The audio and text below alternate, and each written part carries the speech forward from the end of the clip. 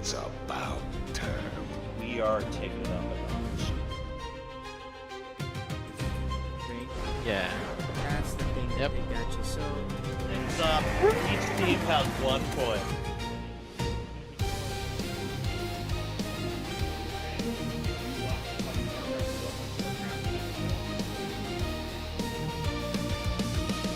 Oh, must fly. Oh, 10 workers go down. Mine on the dash. I like the idea. That is a very saturated mineral line. Oh, but it hits the overlord. Overlord. Oh. Alright, there we go. Yes! I've been practicing with those for the last week.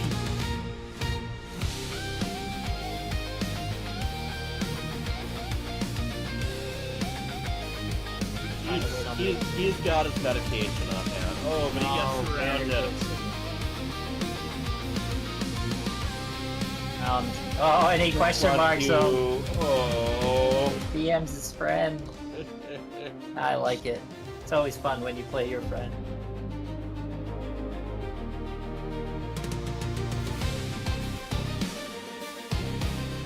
Does he have another blink? Very nice.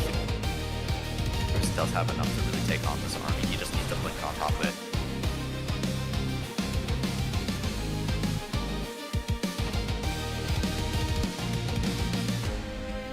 Finish off those cyclones. Looks like he's mostly defensive looking. Oh, there Yep, we go. there we go. There we go. There's the One. snipe.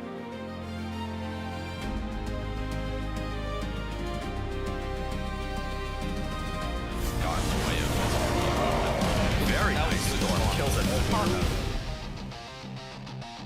He's gonna be it. GG's. Oh, Yeah, going straight for the workers. Huge economic damage. 24 workers going down.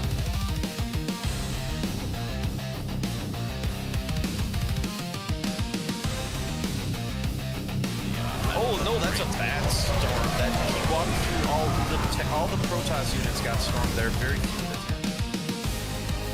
Because they're going to be taking on the 2-time world champion SirMalagant. He has come in with guns ablaze.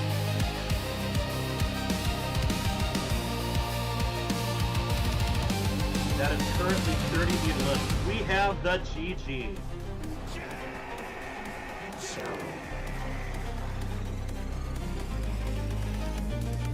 Oh boy. Pull it up! GG! Minnesota Warcraft, FSL team, manages to get a GG. A very good try overall.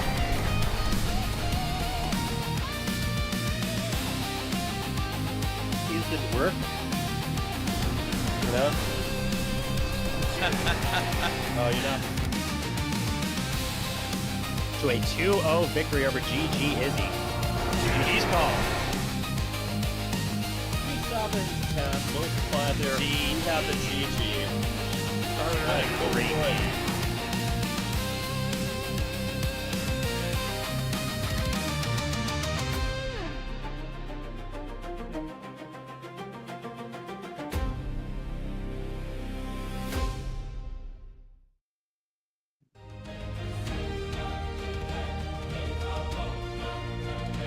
And welcome everyone. We are diving deeper and deeper into our Code S roster.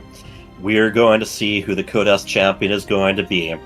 So, as people have been saying, there's a couple of spots where people will be fighting for a specific bracket, but mostly this is King of the Hill. And to put it lightly, JMPZ is the king and the whole world's his hill. Hello, JMPZ. Good morning. Good morning. Yeah, and joining me for the initial casting, we got Cubano. Hello, hello. What's going on, guys? Well, basically, JMPZ here, he beat the Code A champion, and then he's beaten all comers. And I guess I'm next, right? It depends if I get Potentially, through but SirMalagant, yeah. Well, Yes, yeah, I guess I'm SirMalagant is counting up. off SirMalagant, yeah. He's the Yeah, last but- hope to stop you. Yeah. Yep. Yeah, hey, he stopped me in the team league, and then it ended up being a really crucial match because he took the ace match against me, and then his team went on to win the finals. So, I mean, you can say without SirMalagant, Special Tactics would not have been the champions. Well, let's Should bring be him a on fun right match now. to see. Hey, SirMalagant. Hey, how are you guys? Thank you for joining us. Yep, we're doing well. We're picking up where we left off last night, and that is seeing who can stop JMPZ's winning streak. How you doing? Just good, kind of sick. Been battling flu for a couple of weeks now, but all good. I think everyone's sick right now. I know, right? Stop it, JMPZ. Yeah, you know, infestation is what awaits you. Our whole family just got hit, man. It's like insane. It started with my youngest, and then everyone's sick. It's rough. And school just about to start again, too, so it's gonna spread. I'm not... We will see what happens. My wife is back to teaching again, too, so there is a lot that's gonna be coming home here. Yep. And here, SirMalagant, are you in-game yet? I gotta add everyone. Yes. Yes, I am. Okay, well, we might need to have him suggested to the party then. And looking at the bracket, I'm inviting yesterday- JMPZ as well. Yep. Yesterday we had 3 matches played. The Little Reaper series was just crazy. Full of comebacks and cheese and all that stuff. The Great Archon series is more or less, you know, macro versus macro, and the Cranky Toaster series was, yeah, a lot of battles here and there, and Cranky Toaster just holding on, and just luckily in the end, I was able to push through. I know, right? That was a great That's run, the man. idea. 2 StarCraft players walk in, only one walks out. Then they both walk in again for Game 2 and potentially Game 3. Yep. Right here. Here, KJ, could you suggest SirMalagant to the party? I don't see him in the FSL chat. Or maybe, are you under a different name at all? Yay! Alright, welcome back again. And, you know, winner of this match is going to be playing Cubano. Then there's actually going to be a separate match between Neutrophil and NukLeo to figure out who takes on... Okay, You mean to Game tell me 4 if winner, I Game 3 somehow winner. win 2 matches today, I get a break? You might actually get to breathe for a little bit, unless you want to cast with us. Yeah, I'm a little bit. So, Game 3 winner at the bottom. Yeah, bring that back up again. Which one's Game 3, which one's Game 4? Oh, I think the G4 and the G3 is confusing you. It's Group 4. Group 3 is 4. based on our rankings, Oh. not the games. Yeah, so basically each one just goes straight down. So it'll be me versus SirMalagant, winner plays Cubano. Then the winner of that second game gets Winner a versus break. winner. Yep. Yeah. Okay, I think the last tourist just crossed the finish line for me. That makes wonderful sense. Let's do it. Alright, now what I was going to ask, though? Map preferences. I know, JMPZ, you seem to be more than partial to Rainfall. I guess that's the map you practice on a lot? No, it just happened to be the map I picked because it's pretty easy to get the Overlord in the spot, so... Oh, you like the pillar, huh? Alright. SirMalagant, you got any preferences out of what we've been playing on? Let's see. Washout?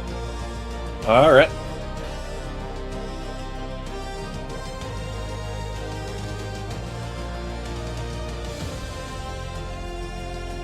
Or you know what? Let's do Blackrock. Blackrock for me. Okay. Blackrock for Game 2, Washout for Game 3. JMPC, you gotta feel very confident after yesterday's performance. I'm watching your match history and it's all green. Yeah, I've definitely been on a tear, because usually I play random, but since I decided to start focusing on one race, kind of like, I guess prepared me. I know what is strong with each race, so now I can kind of exploit that as playing one race, and it just helps my mechanics and stuff like that, so it's definitely been fun to win a lot of matches lately. That's And smart. look how quick NukLeo is with the banhammer too. I love it. All right. Well, let's get to it. We got plenty of games in yesterday. We got more to come. Yep, there's 9 players left. So, any one of those can be the Kodash champ. All right. So, Maligan, how are you feeling leading up to this match? Okay.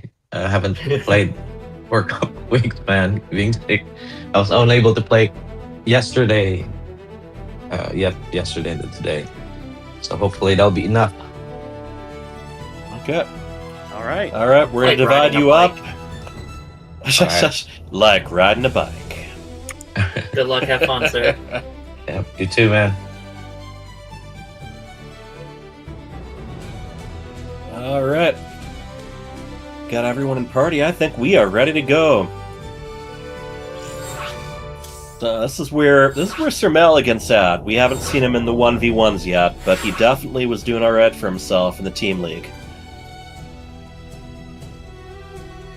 Let's see, this should be a fun match. PBZ. SirMalagant looks like he's feeling a little under the weather today, and JMPZ coming from a winning streak, so hopefully the mindset is not going to affect him too much. Yeah, hopefully, but I mean, we've seen SirMalagant surprise people in the past, and he's definitely been watching, or at least I hope he's been watching the previous games. We definitely... I think by now we've got a pretty good idea about the general army composition that JMPZ is going to be going for. He's been very consistent. Alright, well, let's see if he's ready. Alright, in the upper left we have our light blue Protoss. He is... SirMalagant. And in the bottom right, we have the Zerg player. He is... JMPZ.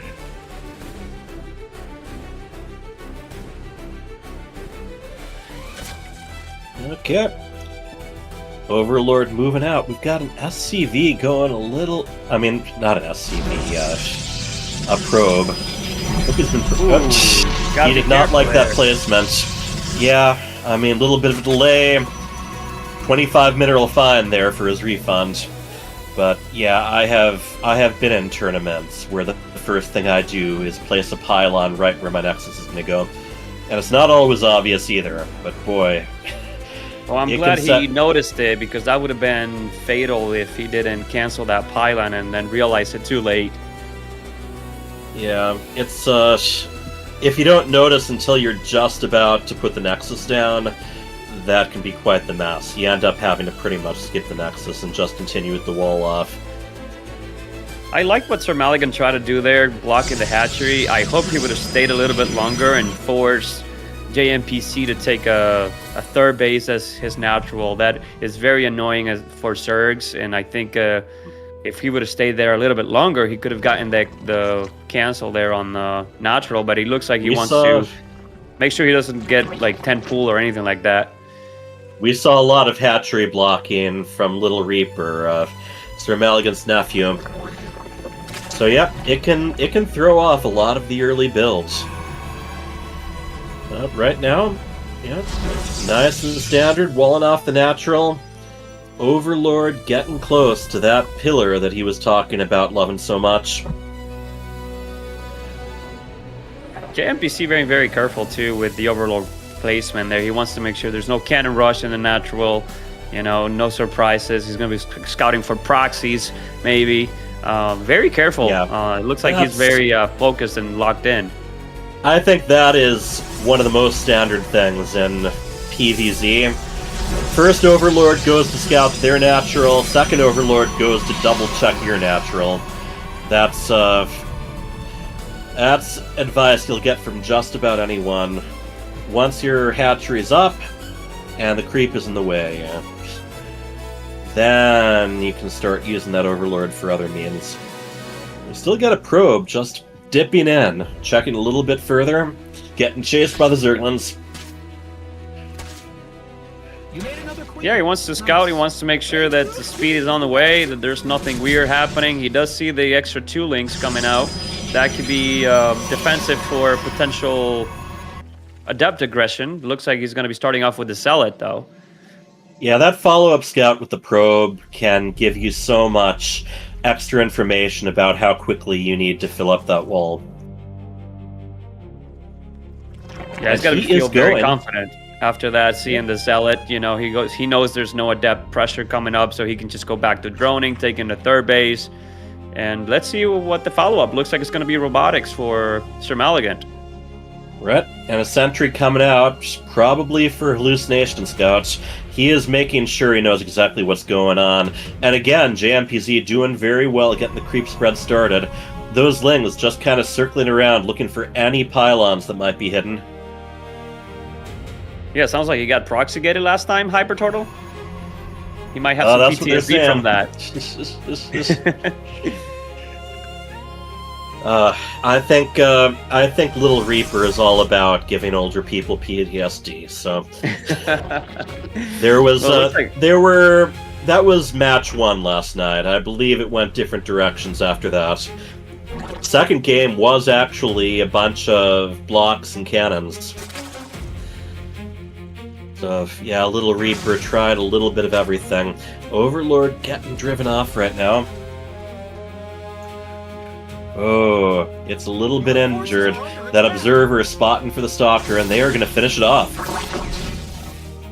And there's the hallucination you were talking about. He's making sure there's no surprises on the other end. I did see that he did a battery on his natural. He was very conservative. Maybe he's getting ready to take a third base soon.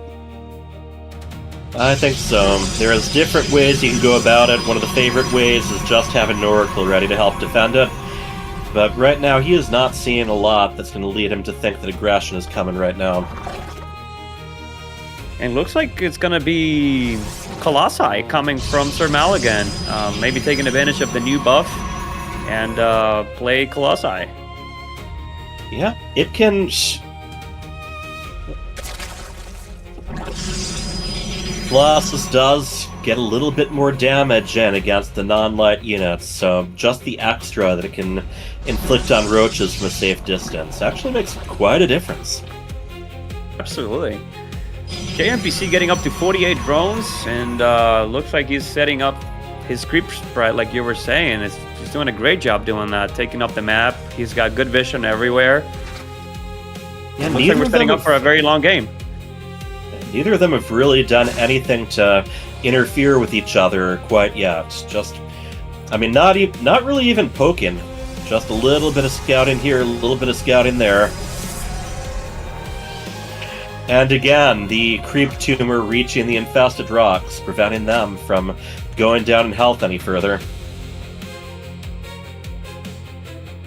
Very smart by JMPC. He wants to make sure he controls all the avenues that lead to his base. And SirMalagant, I like what he's doing, because he's making sure that he's got the defenses in place. He's getting Colossi, Thermal Lance, charging on the way. We're probably going to see more game. Double Forge, so he's getting ready for the Death Ball. Yes, indeed. It is very tricky if the Protoss is able to just take the third base and build up without any interference at all. Now we are seeing just same old thing from JMPZ, adding the Hydralisk Den and getting his upgrades going. He knows what works for him. Meanwhile, multiple more gateways being added for SirMalagant. Yeah, what worries me here, Hypertotal, is that if you let JMPC get out of control with the new larva changes, he's going to get to a very comfortable economic position. I mean, neither one has, like you said, has poked or has any intention of doing any damage in the near future, but I'm afraid that JMPC is going to start to get that economy boost. Yep. Chrono, a big part of it. Also the fact that standard gateways get that speed buff, that production buff, as soon as you research Warp Gate, which he has. So, right now, though, JMPZ definitely ahead in the supply. Sending a little changeling out there. Like, hello Don't there. mind me. My life for ire and all that. Oh! Not coming through from the shadows. And we're seeing multiple tech paths again from JMPZ, getting the Lurkergen and the Spire going. I think he definitely suspects there's going to be some Colossus involved, and he's going to get, at least a handful of Corruptors out to deal with that. Yeah, he had an infested there, sell it so he could see exactly. And he's moving out, and the Overlord's gonna give it away. Let's see. Well, we're gonna have the first engagement. Right, and this is also causing the Zealots to get a little bit ahead of the crowd. But here we go. Choosing not to go all the way onto the creep. Definitely in JMPZ's games, the Overlords have had a big crosshairs on them, a big bullseye. I agree. There's not a single place in the map that he doesn't have eyes on. If it's not the creep, it's the Overlord placement. And SirMalagant, he doesn't want to venture too far into the creep without feeling comfortable. He's waiting for that 1-1 upgrade that's about to finish, and maybe he's going to take a peek at the 4th base. Yep, right now just shaving off some tumors here and there. I don't think he has his, the Observer isn't with him right now. It's back at home. Oh, that Colossus! That Colossus got left behind! That is really bad news right now. Hits the recall. He has to try to get that Immortal over there. It's a very valuable unit, but the speed upgrades have been researched. Now these guys have to squeeze through that choke point, too. That was really unfortunate for SirMalagant there.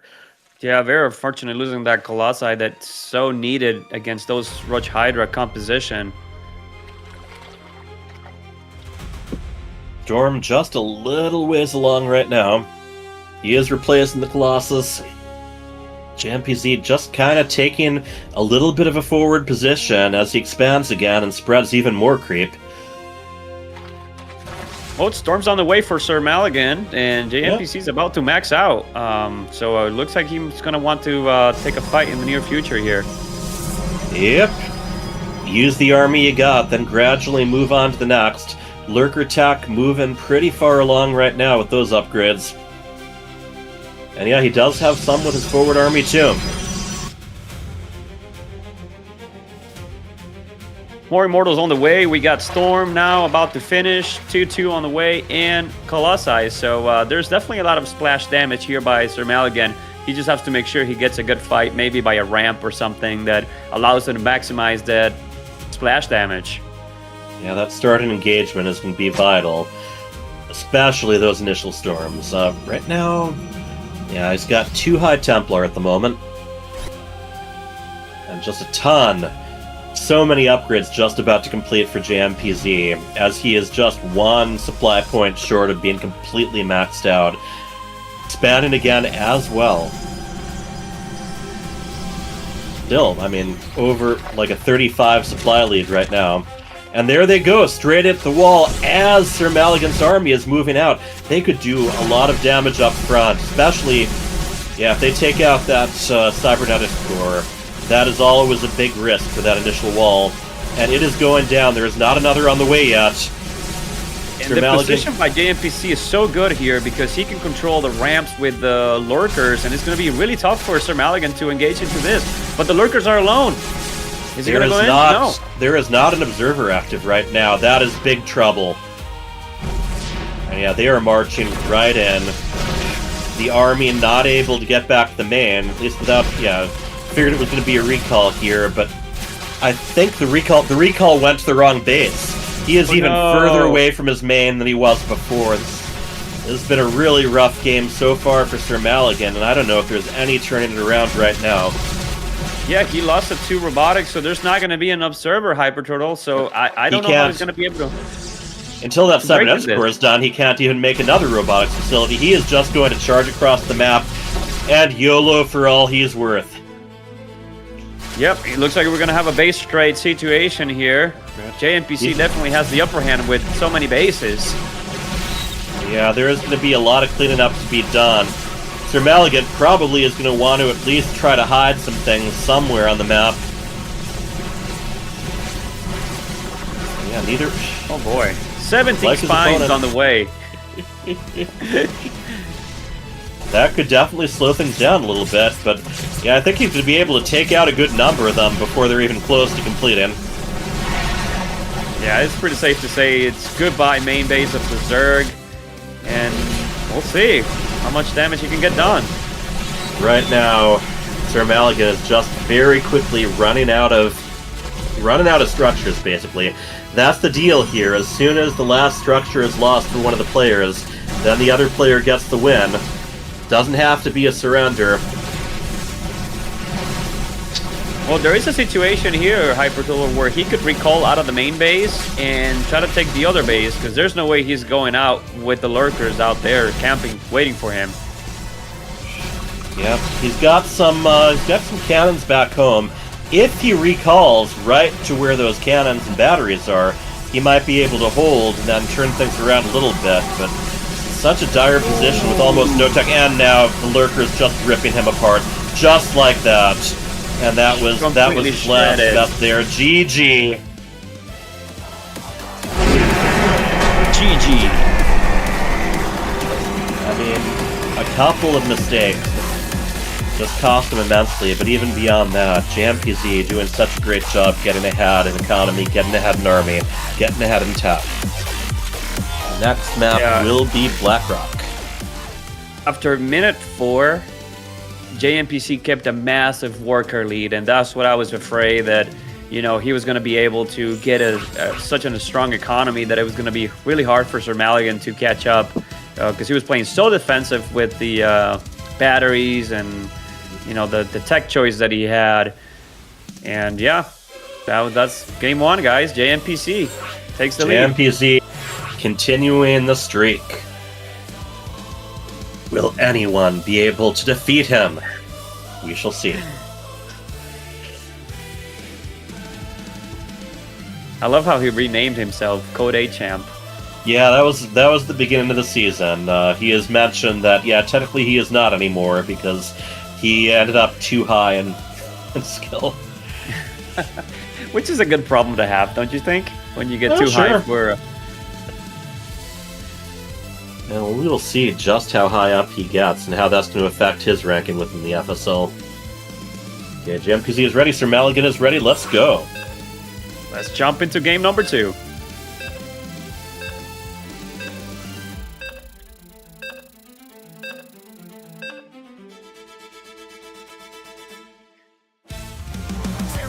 Alright, are you ready for some orc territory? Ready to work. Job's done. In the upper right, we have the light blue Protoss. He is SirMalagant.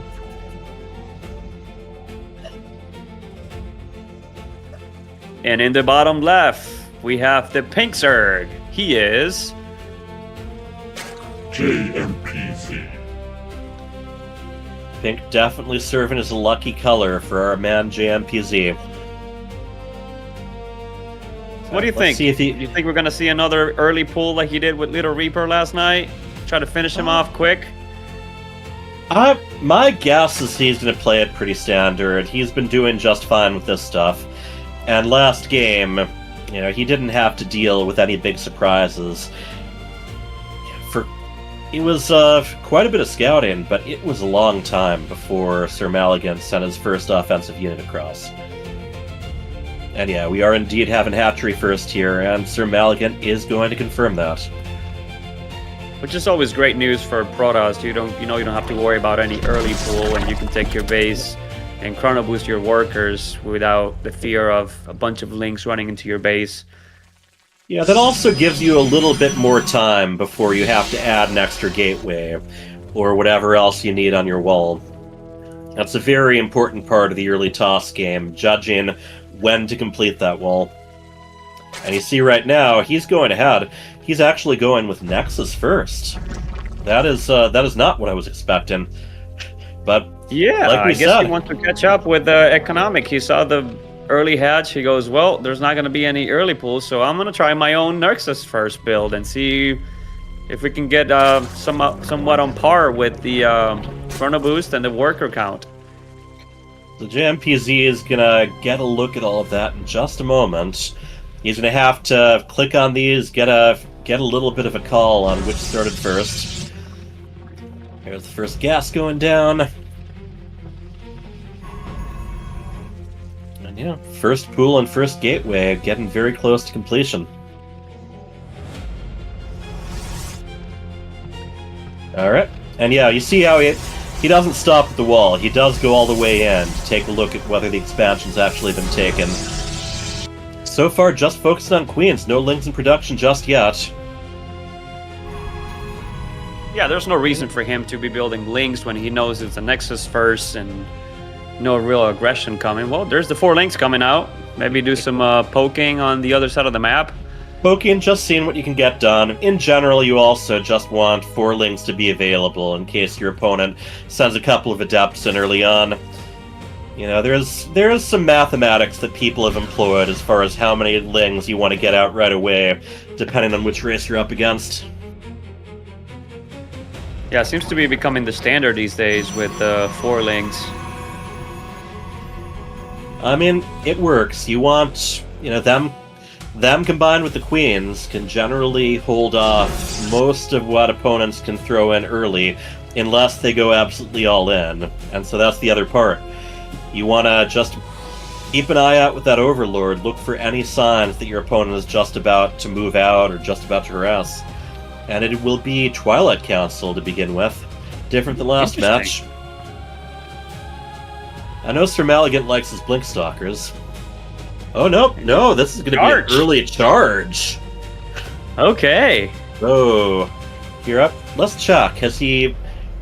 He still has 4 workers on gas, so he doesn't look like he's going to be going to anything where it's nothing but zealots. But he definitely is making me think that he's going to be taking the offensive fairly early on. Yeah, and there goes the Robo. I mean, this gives me the good old days Marjorie build where you did the Robo sell it all in. Hey, you know, when you've got... Okay, doesn't look like it's going to be any kind of all in, though. It looks like he is going to be taking his 3rd nice and early. He already has the minerals in his natural, more than saturated. Going a little bit light on the gas, and that's probably going to be tied in with him focusing on zealots early on. More gateways. He is a man with a mission right now. Yeah, okay, there goes the next. For a moment, I thought that maybe he was going to try to fake taking the 3rd because he knows the Overlord's there and make a Warp Prism and just go with the more gateways. But no, he is taking the 3rd.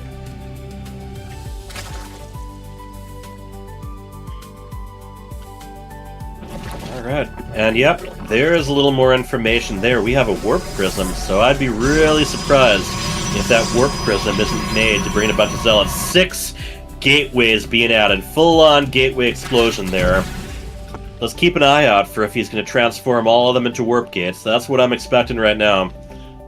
Yeah, that's going to be a total of 8, a hyper total, so that's going to put some real pressure on the Zerg, and I hope he has some Overlords or creep, because this is going to hit in a pretty good timing pretty soon here. Yeah, he's going to have to be very choosy about where he puts them down. And let me see here. 4 are already done, 6 more on the way, so he's going to be up to 10 gates. And there's literally 4 roaches on the field and a few Zerlings. There's nothing to defend this. Could really catch JMPZ off guard right now. There we go. I am a Kundalon, the tip of the spear. I like what he did, trying to do so a few Zealots on the 3rd and maybe warping in on the natural, and then he's got this army here too. I saw this happen last game, where some of his units end up getting distracted by an Overlord and getting separate from the rest of the army. He needs to have them all grouped together and focus strictly on those roaches. He needs to get them down. This is just the placement, not the best, and these roaches are just camping right underneath that Warp Prism. And there's even a spine there to defend, so it's gonna be a clean defense here by JMPZ. Very clean, and that 3rd yet to be mined from.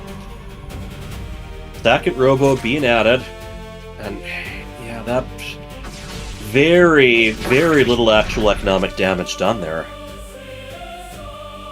JMPZ getting his +1 ranged, and just being a bit of a nuisance with the Warp Prism. If he can get that into a spot where he can just start warping in a bunch of guys without his opponent knowing, that'd be great. But JMPZ seems pretty wise to this right now. Oh, that is a lot of warp-ins. I think that's what he wanted to do right away before. He's gonna block the natural Sentries are... Oh, they're blocking the ramp. Okay.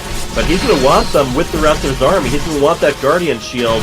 He might have to just recall right out of here. And again, just... We've been seeing quite a bit of this where the drop harassment, whether Terran or Protoss, just hasn't been getting a lot done against JMPZ. And yeah, there are 2 gateways that have not been transformed into warp gates yet. Yeah, it looks like he barely has the gas to do it.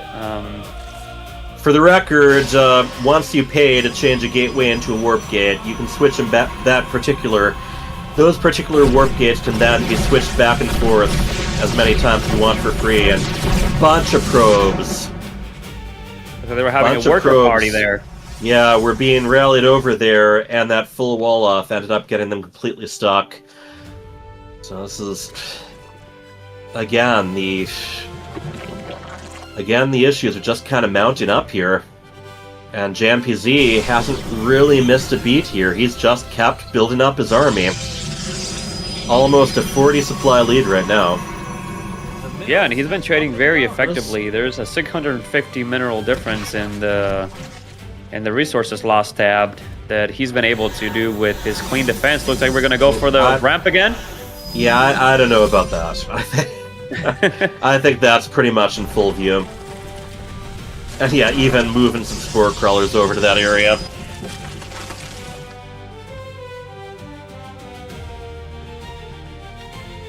More upgrades on the way for JMPC. That's at this point 65 workers to 67, so there's not a huge difference between the two. While the supply difference is in favor of JMPC, at least the economy of SirMalagant has kept up pretty good behind this.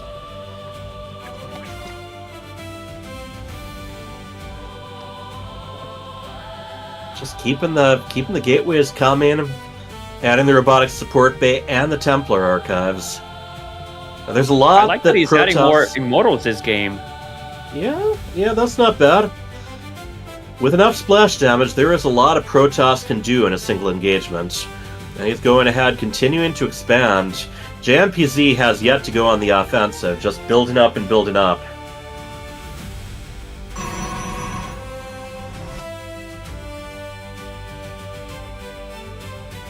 Boy, one thing the aggression did this game, Hypertotal, is that he's kept like you said, JMPC on his side of the map, and even the creep spread, while it's decent, is not the best that it could have been in like last game.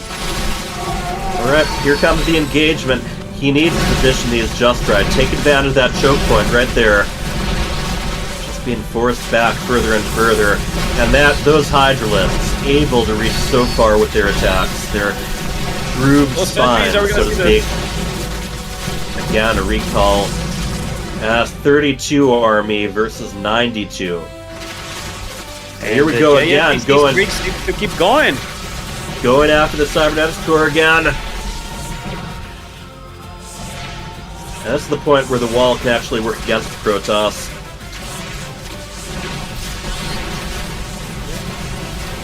Yeah, upgrade advantage, army advantage. JMPC is crushing it, man. Just stutter-stepping them in. And this is the unstoppable juggernaut that has been JMPZ.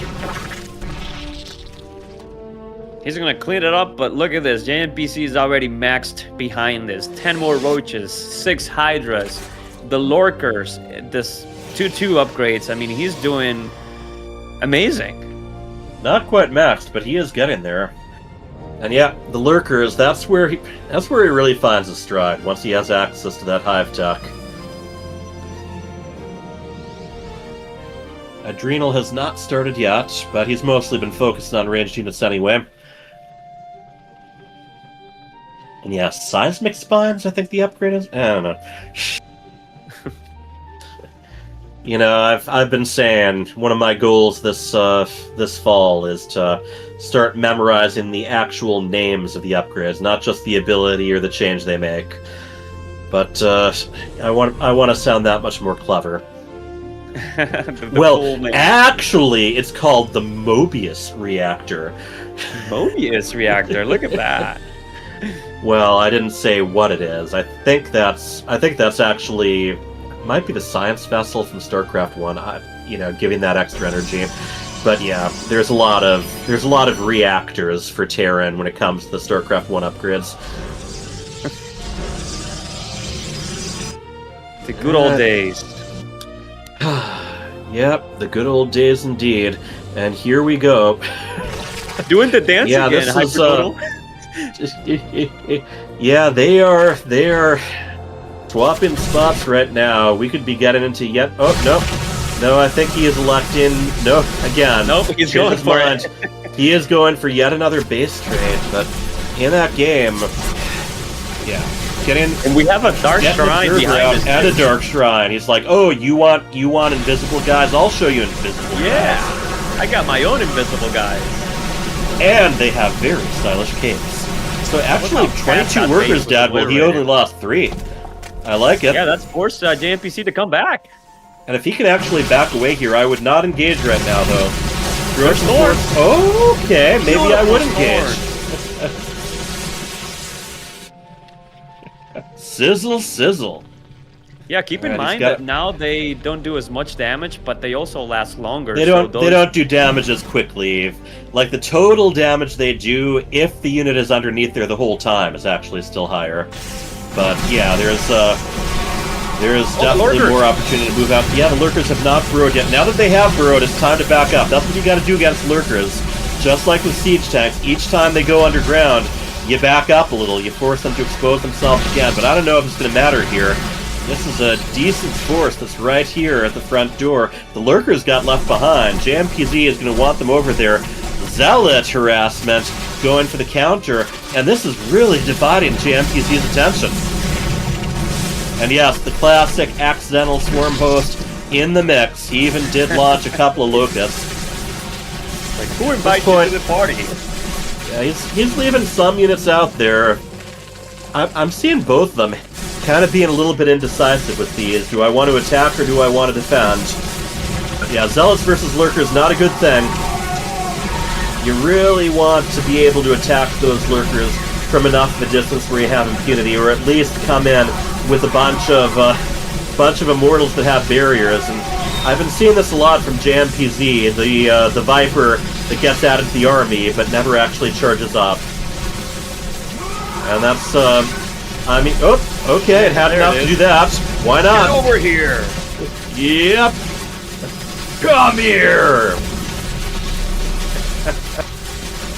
All right, well, it's like the JMPC has got SirMalagant's corner here. He can't help it. He just keeps winning. Yeah, SirMalagant just continues, guys.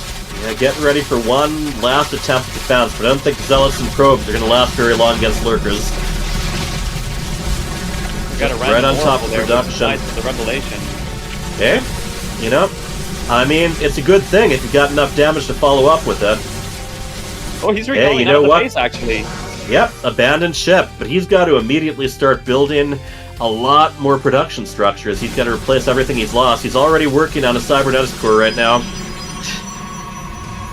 and I don't like his chances, regardless how quickly he rebuilds. But hey, I like his fighting spirit. That's the Stellar spirit, the Protoss spirit. Never give up. Exactly. We're the firstborn, and we shall be the last left standing. Oh, I got goosebumps.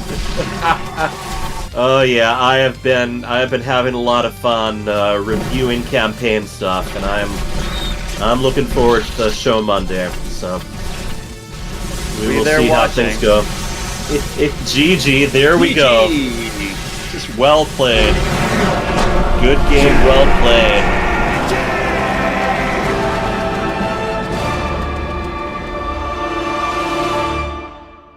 JMPC, guys. Good game, man. Good game. GG's, man. GG's. Yeah, that's a good point from Little Reaper. JMPC, are you going to change your name to like the Juggernaut or the Unstoppable Force, or you know? I know. I'm trying to go back. You're trying to lose, I know, but you just can't do it. In the FSL history, I'm trying to see what the most somebody has won in the individuals. And I think Soppoli had a really, really, really good run. So I'm not sure how many series he won. I need to go back and check that. But I have to be getting close to the most series won in this individual tournament. We're gonna crunch some numbers. Yeah. SirMalagant, had some really great builds. Definitely some misclicks here and there. The costume. Yep. Yeah, I know you weren't feeling well, man. We'll have to do this again when you're 100%. Because once I saw that Colossus in game 1, I was like, that's not like him at all. Yeah, we will take note of that. On game 1, it felt like you were playing on the defensive with a lot of batteries and going for the fast Colossi. What was your thought process in first game? Yeah, I was just expecting a timing push from JMPZ. So I just waited for it because I went Nexus first. So I couldn't be really aggressive. So I just wanted to be defensive first. And then the worst move I did there in the end was I should have recalled my main force after wiping out that main base. But I forced it out, but then didn't realize there was lurkers there. So I lost all that main force. So that was unfortunate.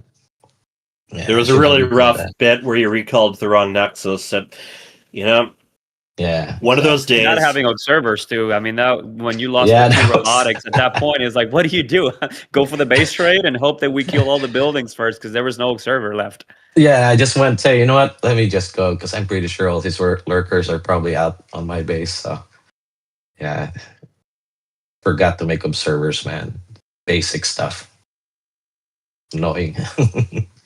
Good game. Good games, man. We'll do it again for sure. Yeah, all right. We'll run into each other a lot. Yep. And remember, we can set up some nice grudge matches in between seasons.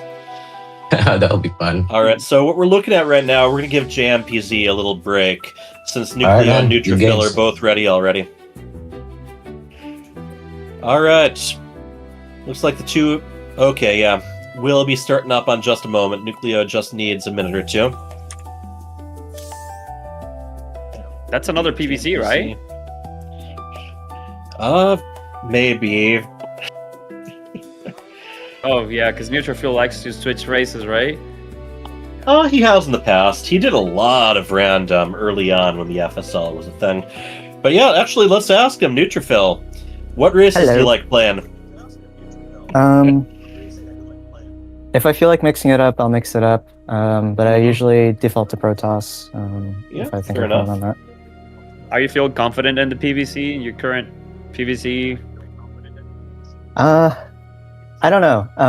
I feel like I've been on a huge ladder losing streak in general. I did just win a PVZ game recently, so that was pretty good. And I do have people I can practice with, but... oh yeah, you got a whole family of people. Not to mention, you probably have some friends too, right? Not so much nowadays, but... oh, well, yeah. Who needs them?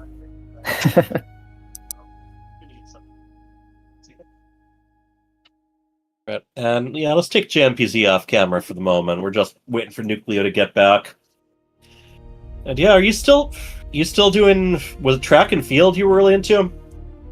Yeah, I did just graduate from undergrad, so okay. I'm no longer competing. But I am running a race today just for fun after this All match. right. So that'll be fun. Hey, if you... Okay, here we go. And we also need... Here we go. Okay, inviting everyone to party. NukLeo, let me know when you're ready. And yeah, let's get to map selections too. Any favorites I'm here? good to go. I'm back. As far as map picks, do Sanctuary, I guess. Rainfall would be cool. All right. And then I guess we'll leave it to you. We'll leave it to you, Hyperturtle, for the last one. You know the risks, but okay. No. Are there any vetoes, or are we not doing vetoes? You can do what you want. This isn't Team League, so things are a little bit. As long as both of you are all right with I'll doing vetoes. only do it if Neutrophil does a veto. Neutrophil, are you gonna take him up on that? I don't really have any map preferences after that, so.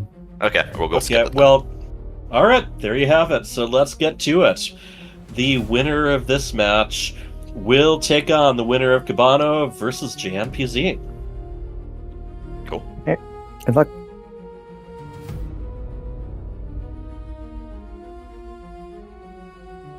SirMalagant to the party. Oh, I sent you the wrong one. Okay. Neutrophil. Yeah, I think we're all set. Okay, yep. Alright, so Sanctuary! Oh, that's, here, let me switch around. That's one of the current ladder maps. Okay.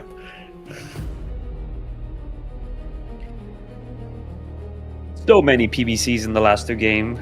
Mega Pizza commented. Looks like we're on for more. Yeah, well, the big deal is if you keep having the same Zerg player play again and again and again and again, most of the matches are either going to be PVZ, TVZ, or possibly ZVZ. Hazard of the trade.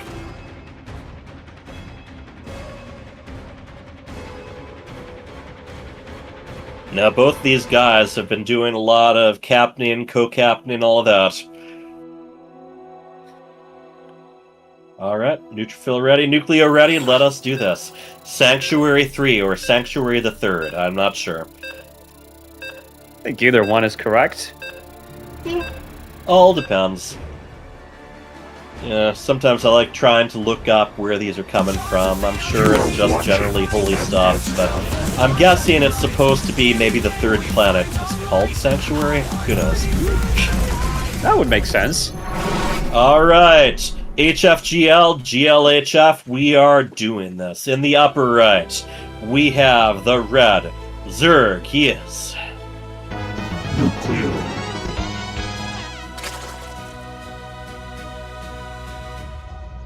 And in the bottom left, we have the green Protoss. He is Neutrophil. Alright. Our first match in what seems like an eternity that does not involve JMPZ. Let's see what we're gonna have today with these 2 players. I've never seen NukLeo play before, Hyperdoodle. Do you know a little bit about his style? Just a little. People tend to run together for me a tiny bit. There are those that just really stand out, especially the ones I've had to play against repeatedly, like Little Reaper. I've gotten to know JMPZ's playstyle very well now. But yeah, we are... Ooh, is that hatchery block there? Just... Yeah. Yeah. And that drone not moving on to the 3rd, just going all the way back home, getting back to mining as the spawning pool goes down. And again, very standard Overlord scouting here. 1 to his opponent's natural, 1 to his own. But yeah, this is a big delay on getting a hatchery down, and he isn't actually even taking the natural. He's going to go ahead and take the 3rd anyway. Or is he? NukLeo seems a little indecisive. Yeah, I think maybe he wants to throw Neutrophil off guard and not seeing a hatchery on the natural. Maybe he's thinking proxy hatch or aggression, because he did see the early pull. Yeah. Oh, he's going to scout. Yeah, he's going to see that. I mean, it was a spawning pool first, whether that was the original plan or not. So there are 3 pairs of Zerglings that are just about to pop. And you see Neutrophil not wasting any time, putting some extra structures down in the wall. And just patrolling back and forth that probe. Yep, we have a double gate there. Oh man, yeah, I've seen JMPZ do a lot of random stuff, including against me, Grid Archon as well.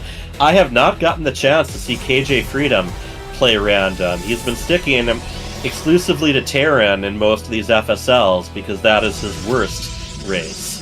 Whereas the rest of them tend to get a little bit out of control, but we really have had some players who have reached that same level. I mean, Medic Jr. Being one of the real standouts, but also... Oops, there we go. The Zealot standing tall. Yeah, he canceled the second gateway and did the piling instead. Yeah, he's making sure these don't get unpowered, depowered, whatever. Also trying to make sure they all fit properly. And that... just going heavy on the pylons. He does not need to construct additional pylons, this fellow. Very good control by Neutrophil there with the Zealot. I mean, he stopped the whole swarm of Zerlings, just doing the little dance there. So, very good play. Yeah, these two know their stuff. And yeah, Zergling's just going back home. I mean, at the very least, they forced Neutrophil to make some extra structures. I'm Not to curious mention the Zealots, too. Because, I mean, that's an extra Zealot there. Those Zealots are strictly defensive right now. They're not going to be as much use until they get charged, but I would like to see what Neutrophil's first tech structure is. I'm leaning towards Stargate, since that's what I've been seeing a lot of Protoss do, just so they can secure their third earlier. But, you know, he's been in this game for a while, and he's adding extra gateways, too. And he did go for the warp in first, too. So. Ooh, and yeah, check out the 4 o'clock position there. I think he is going to be warping in offensively. That is going to be the route here. So possibly a Twilight Council. Otherwise, it might be all Stalkers. Yeah, it looks like he doesn't want to go for the Stargate tech at this point, and not taking. And he also does not want to accidentally A-click on that unbuildable plate there. Let's see if he can catch NukLeo off guard, because he's droning very heavily. He is. And it's like part of me keeps hallucinating and thinking that NukLeo is JMPZ. It's like, wait, a Zerg player who isn't JMPZ? That doesn't sound right. He's got a probe out. Is he going to try to take the third? He doesn't have a lot to defend it right now. Yeah, driven off right away. And yeah, Roach Tuck. And already going for the lair as well, so I'm guessing this is going to be kind of the early ranged pressure. And we have one Stalker, couple of unupgraded Zealots there too. Oh, three Zerglings. Yeah, the door is open. They kind of wasted some attacks on that Cybernetics core. They're instead just going after the probe for now. In the meantime, though, there is aggression afoot. Neutrophil is ready to make some damage here. The Queens are there by themselves. Right. He's gonna get the Creep Tumor, maybe? Yes? Maybe. Ooh. Nope, bypasses it. He's following the Queens around. Charge is a long way off, but he can keep adding additional Stalkers over there. And yeah, I don't think Neutrophil got the memo. There's no such thing as slow warping anymore, since he put another warp gate over there by the pylon. But I don't think that's going to hurt him. Taking out that third, almost entirely uncontested. And he's taking a third behind it, so he's not going to commit to the all-in here, which I like. That's the thing. If you're going to be against Zerg, when you take that third, you want your opponent to be occupied, or you want some decent aerial support over by where you're setting the third down. But as long as he's got this aggression going, his opponent is probably not going to be spending Zerglings attacking his side of the map. And this might even be enough. Yeah, this is snowballing like crazy as he warps in more and more Stalkers. Charge just about to complete here. And he is perfectly comfortable back home. Ooh, OOF GG. I don't see that one as much. That stands for out of field. Good game. or maybe it just means oof, which is short for oofda. Ooh, I did not see that coming. Alright, yeah. Just Little Reaper saying, yo, I know that build. Big family of players there. Little Reaper went down earlier, but we will see what his brothers Neutrophil and Dark Menace can do. Now we are going to be moving on to Rainfall for map 2. Just very much. Game. Yeah, he got set up for that fairly early gateway push, and it paid off big time. His opponent was not prepared for that kind of aggression.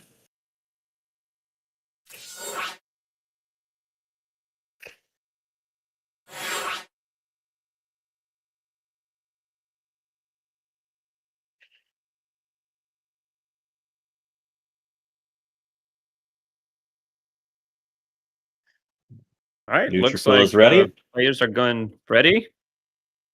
And NukLeo. Ready, GLHF. Okay, GL, and of course we're just moments away from seeing Neutrophil do the HF before GL, as he is wont to do with his emotes. Trying to rage bait NukLeo here. Oh yeah, it's like, what does he mean when he says it in that order? Is he hinting at something?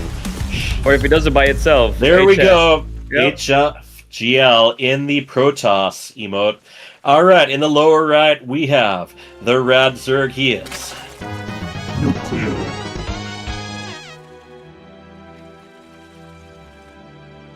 And in the upper left, we have the green Protoss. He is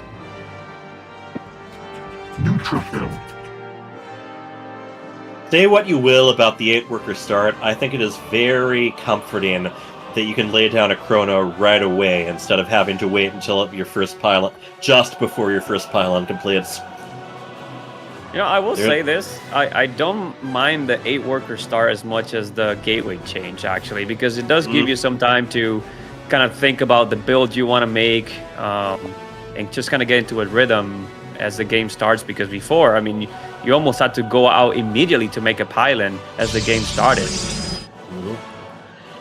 Yeah, there's some different pros and cons to it, but yeah, I think the negativity is outweighing a lot of anything else that's going on. So we will see what the next move from Classic Games is.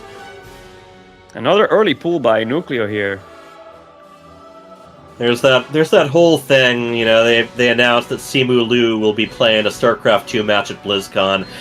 Half of me just wants to be there so I can come up and say, so, Shang-Chi, what do you think of the patch? Because, you know, if there's a member of the Avengers, or, you know, actually I'm not even sure if he ever got around to joining the Avengers, but either way, you know, superhero opinions matter to me. As do opinions of people who have played Ken. Yeah, that's very interesting. I feel like they've always invited these random characters to BlizzCon. Some of them seem more random than others. He had that whole Saturday Night Live skit thing where he got that first Asian man to beat StarCraft II plaque. And I'm positive he came up with that gag himself, because he knows how ridiculous that sounds. Yeah, I was hoping to see Tempo perform When I'm Grandmaster live. I don't think we're going to see that. Yeah, I think Tempo's at least going to be at SC for all. I'd have to double check. But yeah, he is quite the figure. And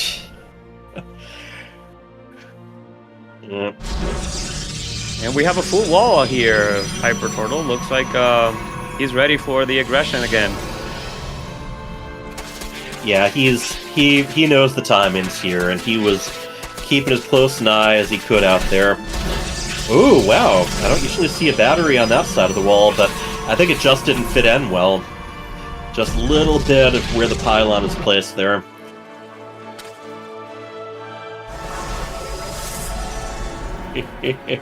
He has sung that one to the crowd, and I know that's not his only hit either.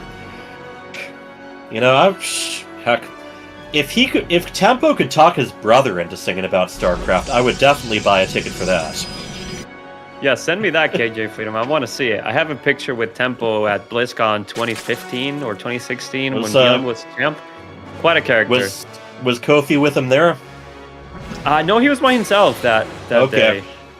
For those who don't know what I'm talking about, his brother is a former WWE champion, Kofi. Anyway, here we go. So we are going with the Stargate this time. So probably not going to be going on with proxy warp-ins here, but he is going with a very popular 2 Adepts harass here. Yeah, I like what Neutrophil is doing, because 2 Adepts can do so much damage if left uncontrolled.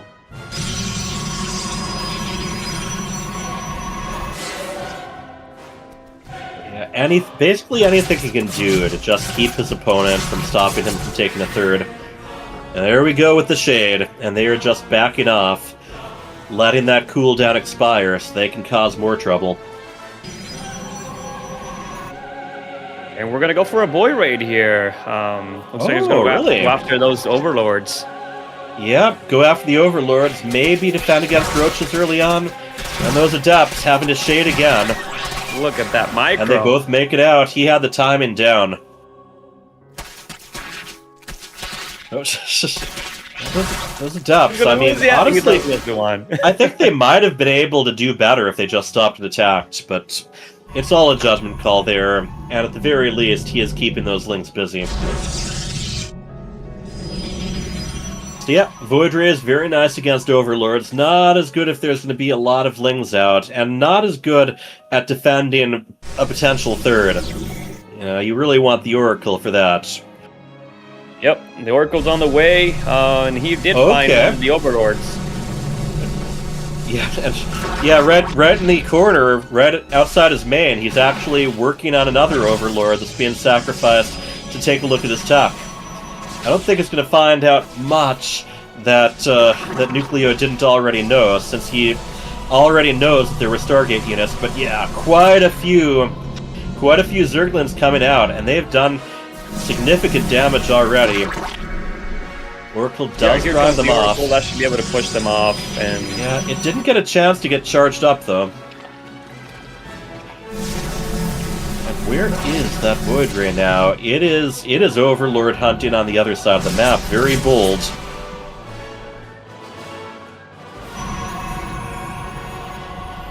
Yeah, the big news there is the third is going down there. He's going to be able to make use of it. NukLeo is keeping an eye on other potential expansion spots. And what are those two drones up to?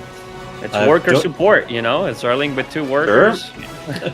It's never too late to pull the boys. And then they might be thinking better of that. I think that was a misrally. I don't think there was any big plan there. They are turning around right now. It's like, hello, and I'm out. It's one of the things that I really like about playing Zerg is being able to individually rally the eggs, so I don't have to worry about changing the main hatchery rally point in different conditions. But it goes to show you it is fully possible to still individually misrally those guys. There's a lot of ways your attention get divided here.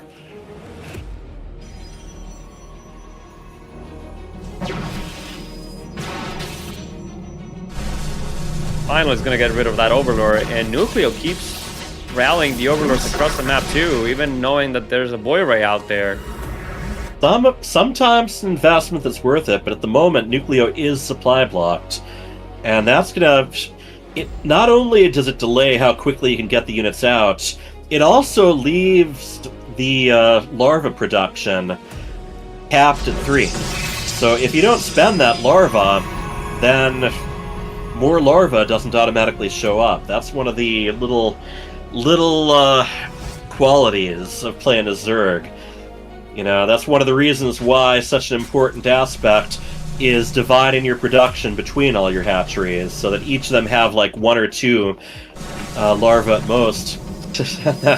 that hero Void Ray, how many kills are there on it? 5 kills so far. He is charged. Those Queens have something to say about it. And it can't retreat as quickly until that... Okay, the prismatic alignment, I think, is expiring, but he's got friends. Bunch of Ravagers in the way, which is going to be great for taking care of those force fuels. Now, remember that now it only takes 50% of the time. He's going to have to cancel that. Yeah, it lowers the lifespan of the force fields. Oh, and that poor Zergling. Yep. Well, that's what you get when you hang out with Ravagers, man. You never know. You got to know your crowd. Here we go, and again, this Void Ray can be very handy to cause extra damage against these roaches. Oh, we have some disruptors in the mix. We have not been seeing a lot of those lately. Oh, that ball just barely got canceled out. Well, it can be tricky. They are hard to control. There's a new thing preventing them from accidentally getting closer to the opponent army when you A-click, but they're still very much a unit that demands a lot of skill. Yeah, it's certainly nice that the cooldown is a lot less now, but the damage nerf makes him such a difficult unit to maneuver and even go for. But it looks like he's gonna hold. The Oracle's here doing a lot of damage and going after those low HP vultures. The Ravagers actually, they have I believe Ravagers actually have less armor after they've been morphed. They do, yeah. So, and also more surface space if you're going after them with Zealots and Zerglings. So yeah, Neutrophil pretty comfortable still. Yeah, he's expanding forward rather than to the east. Yep. Fantastic Protoss control. He's and again, ahead in workers right now. Mm-hmm. Ahead in workers, even in bases. So that is rough for Zerg. Blink almost done. He's got 2 Colossus building at once. So that Death Ball of his, that's just going to keep getting stronger. This time he does have some Hydralisks with the party.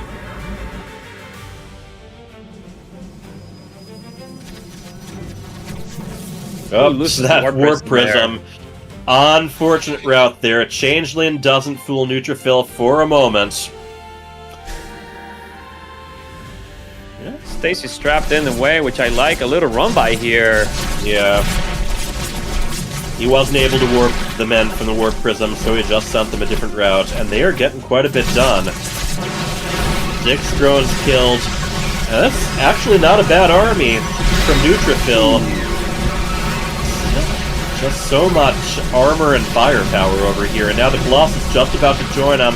He has shield batteries to fall back to as well. This is looking very nice for Neutrophil, just continuing to do damage over in the worker lines of NukLeo. Great defense here by Neutrophil, and also the attack that killed over 8 workers. The run by there. Very overeager Hydralisk there, but you're gonna get that.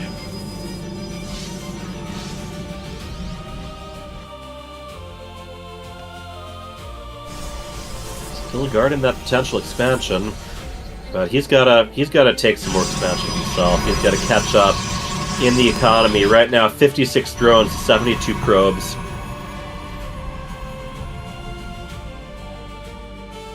Yeah, the income right now is almost twice as much for Neutrophil. Yep. And there goes the Oracle. Okay, he is attempting to take that base. That's just 1 Zergling though, so, and 2 Changelings. Okay.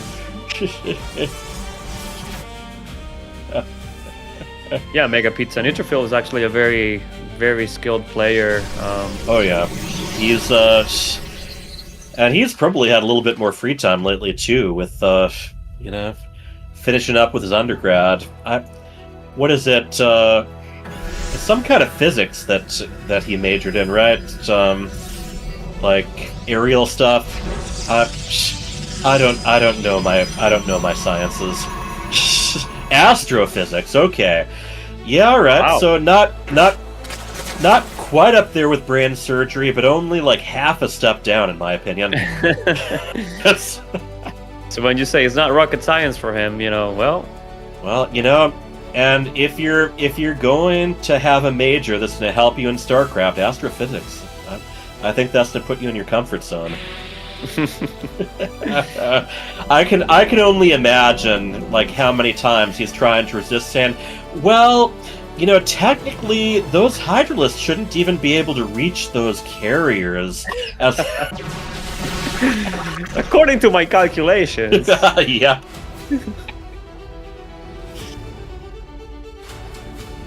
Well, we have a maxed out Protoss army heading out to NukLeo's base here.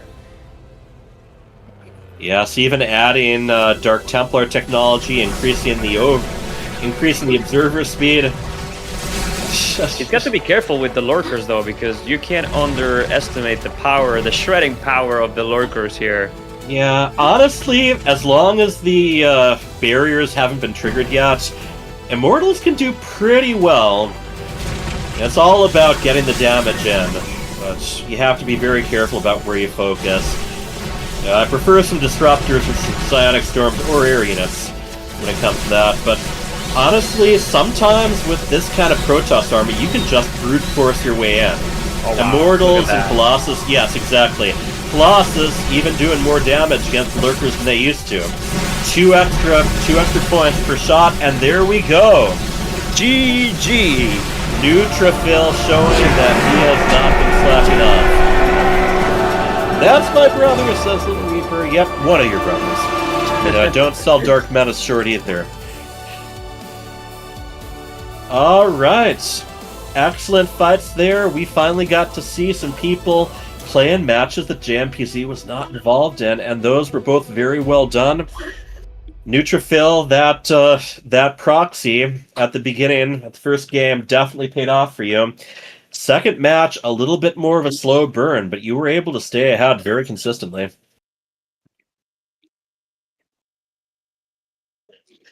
Yeah, so was that a question for Neutrophil or for me? That's just kind of the sort of thing. Free discussion. Yeah, no, exactly. I hit amongst yourselves. I hit a very, very bad supply block in the first game. Like that just lost me the game outright. Second game, I think the second game was like a little bit more like normal. Yeah, but yeah, just the trades went in Neutrophil's favor very heavily. Yes, indeed. Neutrophil, you feeling it? You planning to keep moving up the tournament? We will see. I was happy with my preparation there. I did prepare those specifically for NukLeo, so okay. Sorry. This guy always does his homework whenever he plays me. That's why he's always got my number, you know? And he's got a bachelor's degree too on top of it all. So got to be careful. Yeah, he's always doing homework, you know? For college, for FSL. Man, my college career got dragged on quite a bit, mostly because I wasn't doing my homework on time. It's like, I'll just take this class over. So that's how I ended up here. All right. Well, we are going to be moving the two of you out. We're going to be going back to JMPZ. He is going to be taking on, let's see here. Ooh, Cubano. How about that? My turn now? It is your turn. You get to see if you can stand where others have fallen.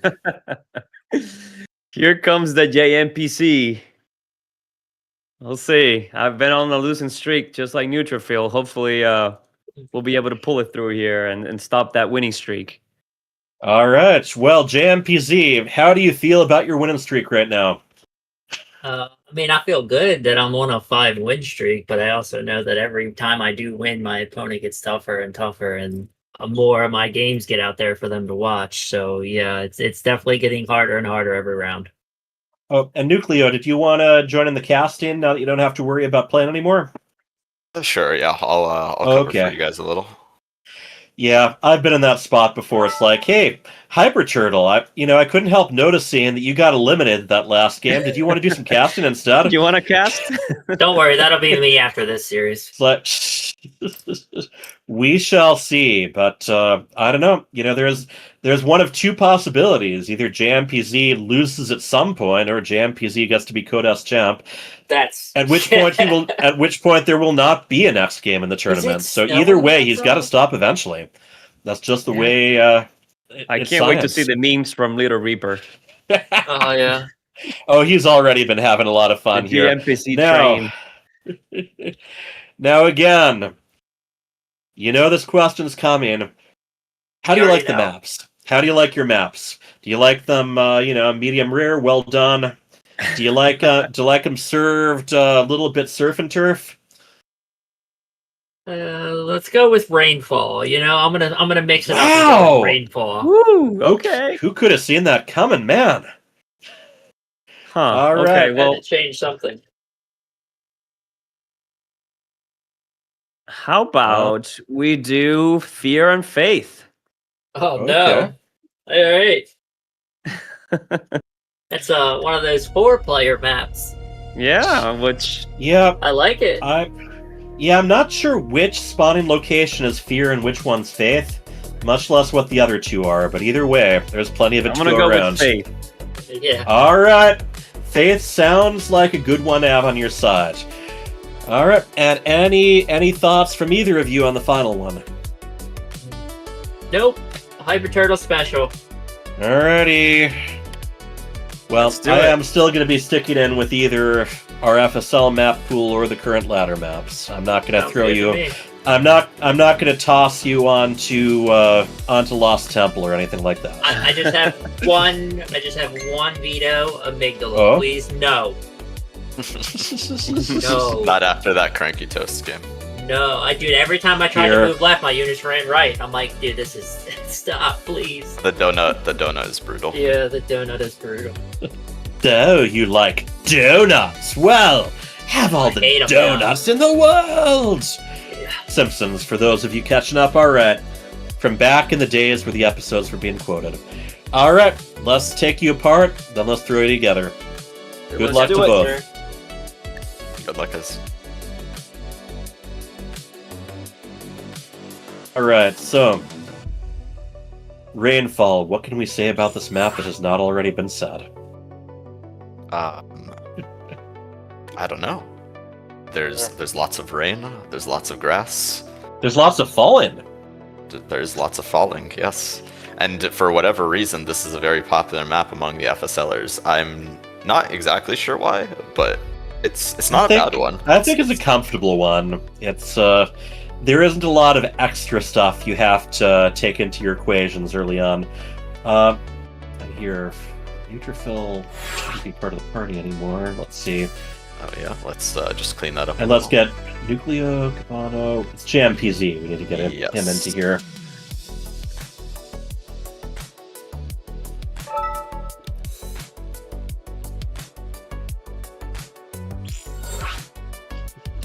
Lots of death. Sunny versus Rainfall, huh? Yeah, sunny, rain, windy, all kinds of weather patterns that we could have. I mean, no we could desert have a maps. slight drizzle. No, we haven't had those. I guess the opposite of rainfall would be a desert map. I think the opposite of rainfall would be the rain precipitating up into the clouds again, honestly. Yeah, just play everything in reverse. It's the water cycle. Yeah, no green. Yeah, green is a very popular color for the FSL players. It's very popular, and unfortunately, we're just doing production that makes green transparent. Yeah. The green screen is our Achilles heel, guys. The color green. We can do everything but the color green. Yep. Pink versus green is my lucky color. Okay, it says lucky color. We have to allow it, right? Come on. I don't know. I mean, you know, I'm just feeling generous right now. But yes, if you see through his name, that's why. He's that transparent. Yeah. I think there are like observer settings that we could change in the future. It's not the observer settings. It's the production tools we're using.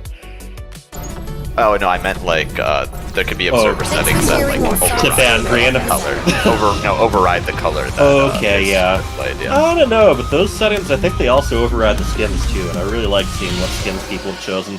Yeah. I don't know. We will discuss it. Anyway, in the lower right, playing as the Protoss with the forbidden color, he is Cubano. And in the top right, we have the pink Zerg player on a tear right now, going pretty far into Code S. His name is JMPZ.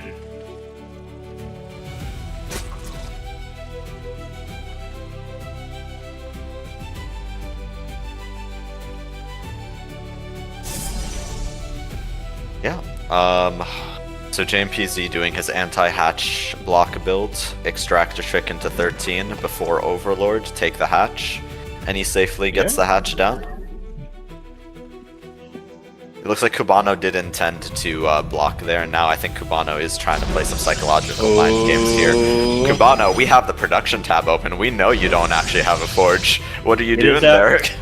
It is out of view, but not for long. He's not scouting with the Overlord, but he sees it with that drone. And we are going to be pulling some workers to try to take that pylon out, and it gets cancelled. So yeah, this is a bit of a, yeah. Sorry, finish your thought. No, I know what your thought is, and that's that he didn't actually have a forge. Oh yeah, that also. I was about to say that was a bit of an overreaction from JMPZ. You only need to pull like about 4 drones. It's a little tricky, and if it's behind the mineral line, your opponent can potentially like have basically build a cannon, then another pylon on the other side. In which case, it's probably best just to cancel and move on. Yeah. But yeah, it's amazing how much thought and analysis have gone into cannon rushes since the early days of StarCraft I. And I mean, you even had some people who were making these spreadsheets and graphs about the most optimal places to put them. And then just, the other possibility of, do they even have another pylon that got down? There's a lot of judgment calls you have to make very quickly. But maybe not quite as many as Zerg, just because you can't build Protoss unit structures on creep, even if you're teaming with the person. Yeah. So far, actually, this is. I'm not exactly sure how this is going to transition for JMPZ here. So he's making, I think, a few more lings than he might need at this moment. I guess it makes sense because there's adept coming across the map right now. So he should be prepared for 1 adept, and now the queens are out now. Okay, so yeah, follow it up with drones. I think the only thing that's missing here is the 3rd hatchery that should be going down next before his next overload. Okay, well he could get his next overload. Just delays the 3rd hatchery just a little bit. So one thing I'm actually kind of excited to see in this game is I know Cubano is a gateway man now. After the recent patch, he doesn't rely on warp gate until he absolutely needs to, or he can when it's not like too costly. It's kind of a fun part once you've adjusted to it. Yeah, I mean, like, a lot of Protoss players like prefer warp gate because that's what really drew them to the race in the first place, and now they're playing like a bit of a Terran play. It feels really good to rapidly warp a bunch of guys in side by side. There's no doubt about that. But there's some value in just waiting to make those warp gates until you're actually going to use them. All right, well, we got a big surround. Again, a little bit heavier of a pull than was actually effective, since he only had 2 drones attacking at a time. But yeah, and yet another adept coming in as well. I was about to say, like, JMPZ making a lot of lings here, but now that there's follow-up aggression from the adept, it actually kind of makes sense to have these units. The queens are trying to chase down the shading adept, but the lings do make short work of them, and now it is a back into I don't know, like the what do you call that, like status quo? Well, I think what isn't status quo is just how far ahead Cubano is with the worker count. Yeah. He was really able to preoccupy his opponent multiple times there. Now sending the Oracle to the other side of the map. Yeah, and he's still making some units here. I think he's trying to keep the Zerg honest here and make it as hard as possible for them to toe the line between making drones and making units. That Oracle taking quite a bit of damage right away, and then dropping a revelation on 1 queen, then moving away again. So the 3rd base does go down from JMPZ quite late though. I assume because he was distracted by the adepts. So yeah, JMPZ does have quite a ways to climb back up in this game. And the creep just now starting to get pushed out as well. Yeah. But he's going to be reaching a point where he's going to be able to do a little bit more what he's comfortable with. Roach Warren is finally down, and that's the direction that usually takes. Now, interestingly enough, we have glaives being researched. One of those little changes is that adepts get a little bit more of a bonus versus light for each forge upgrade, but there's no forge out just yet. Yeah.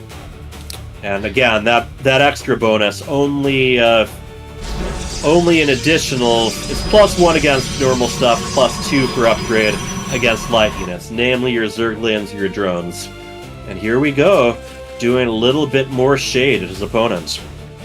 Yeah, I think Cubano's strategy here is just to try to constantly apply constant pressure to the Zerg while he macros better than his opponent behind this. Forcing more army out and forcing that army to stay on their own side of the map. That's the big thing here, and so far, it's paying off. I think the one thing that has went well for JMPZ here is he was able to delay the third. Third base is on the way now for Cubano, and JMPZ's third was significantly delayed as well. Now we're going to see just how much Cubano is going to be committing to these adapts. Looks like he's going to be moving out with a total of 9. Yeah, and more of them on the back. Some of them are stuck behind the Stalker. We've been seeing this a little bit with our Protoss players, but the big thing here, there isn't a single Roach out yet, even though he's got the Roach Warren. And that's the big reason why Zerg tend to make a Roach Warren, regardless of whether they're planning to make Roaches or not, just in case there's a bunch of these guys coming in. But yeah, a bunch of Roaches are now in production, but he's able to focus down quite a bit. Those Slaves mean that the Adapts just fire... Basically, there's a lot less time in between attacks, much lower cooldown. This is great from Cubano here. He's splitting up the Adepts into multiple mineral lines. Basically the anti-F2 strategy. JMPZ has to leave Roaches in every base right now, and the Queens in one of the bases if he wants to hold this off. You know, that's the big edge that Zerg has. The F2 does not affect their Overlords or their Queens, so it's automatically kind of being separated with the groups. Anyway, yeah, that was a lot of damage. 16 drones down, 37 workers, 57. It does affect Overseers, right? Just not Overlords? Yes. F2 affects Overseers. I don't think it affects Changelings. I might be wrong there. But yeah, I'll have to fool around with that a little bit more. I know it affects other, summonable units, like, Locusts, Broodlings, and, Infested Terrans back when that was part of Versus. Yep. But no, Queens and Overlords are not considered to be army units officially. Alright, and okay, anyway, with that little trivia fact, we are moving on to Game 2. Yeah, JMPZ made the call and he just can't recover from that. Yeah, so we basically, Cubano just macroed behind that, pushed his army forward, and then as soon as JMPZ saw it, it's like, no, leave. Yeah, I think a big thing was he just didn't have the Roaches out in time. They would have been able to make short work of most of those Adapts, even though they'd have to split up a bit. But yeah, there was constant economic damage going on throughout that game. And when that big Glaive Adapt push happened, that was where it went out of control. Yep. Next map is going to be Fear and Faith. I'm excited to actually see this being played, or play a map other than Rainfall. That's what I'm excited for.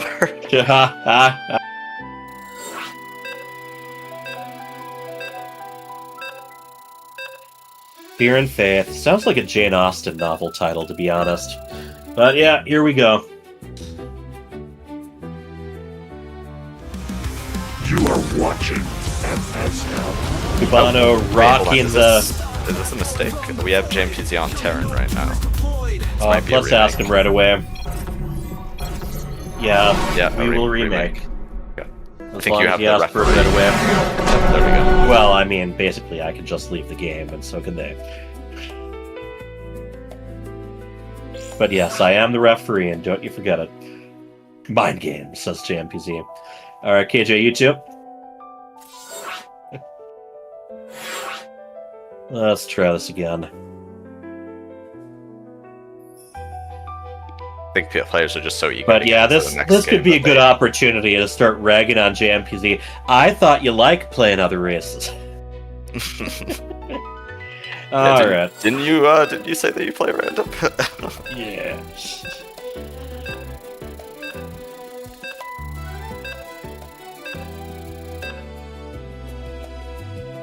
Yep. Yeah, very true. You expect to deal with 1 or 2 Adapts. You don't expect that big of a follow-up with more Adapts, much less Glaive ones, too. I've had people try to, step in and correct me. No, it doesn't make them attack faster, it reduces the cooldown. I'm like, which makes them attack more often. Yes, but there's still a distinct... In the lower right is where he's spawning. We have the green Protoss he is. Cubano. And in the horizontal spawn position in the bottom left, we have the pink Zerg player, down 1 point in the series. His name is... JMPZ. So there's 2 4-player maps on the ladder right now. In one of them, only 1 close spawn is possible. In this one, all 4 spawns are possible, but, and someone didn't clue Cubano in on this, there's a bunch of little tubes that only the workers can go through that allow you a little bit more of a shortcut to scout with them. Yeah, I know JMPZ is a fan of the drone scout. I think on these 4-player maps it might make a little bit more sense. Yes, especially indeed. this one because all spawns are enabled. But by and large, I think the Overlord scout is more than enough. And Cubano lucks out. His first guess was correct. So was JMPZ's first guess. And those little tiny ramps with the mineral fragments on them, those are also worker only. So no army unit, no matter how tiny, can actually go in those areas. Now, along with scouting, and along with maybe trying to sneak proxies in, those also... Ooh. Okay. Turned around after seeing the drones. That's what clued him off. Alright, so luck had nothing to do with it. But, yeah, just one other thing that we learned from, Celestial Enclave, I think is the name of the map. Those can also be good retreating routes for your workers if they're under attack, since, enemy ground units cannot pursue. Anyway, enough about that, though. We're just going into the standard stuff. General wall off the natural. And he's, he was able to scout, see the time into that hatchery. He knows he can take a little bit more time before he completes that wall. Yeah. So I'm curious if there's going to be any adjustments from Cubano here. So he did the adept pressure off of the gateway production in the first game. Yeah. I doubt he's going to go glaive to depths twice in a row. Now he's getting the stalker out. So yeah, it's looking like it's not going to be adept first. I'm guessing he's going to be hunting for some overlords here. I don't expect JMPZ to mix things up too much. He certainly hasn't in the previous games. He might just get a little bit more of the army units out. And from Cubano, we are seeing a Stargate. His Oracle managed to get like 3 kills last time. That was about it. But that was in addition to the damage that the previous adepts had done. Oh, that... I don't know if those Zerglings managed to surround that Stalker. A little bit trickier without speed, and speed is a long way off right now. Yeah, I mean, the Stalker can do its best. It will eventually start taking some hull damage here, but not without killing a bunch of Zerglings himself. Little by little. It doesn't get bonus damage against light, so it's a little bit of a battle of attrition here. And I think it will eventually go down. And it's going to be Void Ray from the Stargate, by the way. So I think that Stalker was looking for potentially a third base, potentially some stray overlords that he could grab. The Void Ray will probably be able to force those. Even catch the drone on the way. Yeah, possibly as well. Oh, and yeah, it had... Oh, nope. Now, if the Stalker does not stop to, doesn't stutter step fire, it can keep away with them from them and gradually recover shields until speed completes. But guess what's about to complete here? Void Ray. Oh, it makes it back. Whoa! No way. Okay, the Stalker that will not die. He might have been able to get that Stalker, but JMPZ opts to conserve the Lings instead. Just use them for vision and a little bit of scouting. I don't think one Stalker is too big of a win, no matter how you look at it. And the fact that Void Ray got revealed right away, manages to take out an Overlord. There are some others that are close by, but they are making their way back home. Yeah. A little bit of supply block hit here. 2 Overlords are about to be completed, so JMPZ should be out of this pretty shortly. The Void Ray is doing its best to limit vision here. This is the appeal of going Void Ray first. You just keep your opponent in the dark, and then anything that they scout has to be with their Zerglings Yeah, at that point. that probe just kind of... Oh, it's even doing a little bit of mining. Only one worker, regardless of which player, can mine from a patch at once, but yeah, Ling's making pretty short work of it. I think it just kind of found that it was there and decided to stay there. Yeah, it was a pretty bad drone impression. Yeah, by the way, for those keeping track at home, changelings cannot be turned into drones. They can only be turned into the... Zealots, Zerglings, and Marines. You also cannot hallucinate a probe. I always forget that that you can't do that. But like, I guess like, why would you want to? I have no idea. Maybe to try kind of draw fire. It would be kind of cool if you could hallucinate 4 probes to during harassment. What if you could hallucinate a hatchery or something? It's like, oh yeah, I threw that hatchery down, but it was actually a hallucination. And then like your opponent has no access to the larva. Anyway, there's a handful of things you can't hallucinate. I've observed, cloaked units are among them. Yeah. Cubano being really annoying here with this one Void Ray, and on the back of it, just making probes, getting his infrastructure down, his upgrades. Charge is going to be the upgrade of choice, and a +1 ship weapons attack. So it's looking like this is just going to be a push with Zealots and potentially. Oh wow. Potentially. And some more Void Rays. Yeah, there's another Void Ray. No, I was natural. Yeah, I was wrong. You can hallucinate 4 probes. No. So, okay. I just haven't seen it yet. It can be done. You can't hallucinate Dark Templar. Anyway, let's get back to the game. Mothership on the way. Yeah, Mothership being produced probably from the main base right now. I'm a little surprised that more air units aren't being produced right now, considering that we're investing into the ship weapons upgrade. It's hard to believe that's just for the Mothership, right? There's a couple of Void Rays as well, but you would think like there'd be some more constant he's going to keep Void Ray adding production. to it. Possibly, he's got the fleet beacon, so he has the option to add carriers or add Tempests to the mix. But right now, the Mothership is quite an investment, and I would assume he is going to try for a really big offensive recall. Oh, that could work, yeah, especially in these spawn positions. He only has to go through the bottom side, and he already cleared the Overlord, the Overlord division. So it could come as a surprise to a lot of Zealots. To JMPZ. And he does have charge. Yes, now the Mothership is going to take a while to make its way across the map. Actually, it's even rallied. It could also rallied just with be the probes. Yeah, it could be up front. Yeah, exactly. And that's what it's looking like. In which case, those Zealots might want to slow down and let the Mothership catch up. Yeah, so I was about to say, these Zealots are sidelining the rest of these Hydras right now, which is the worst position for these Hydras to be.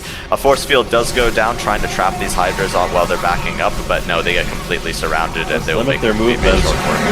Oh, GG. Okay then.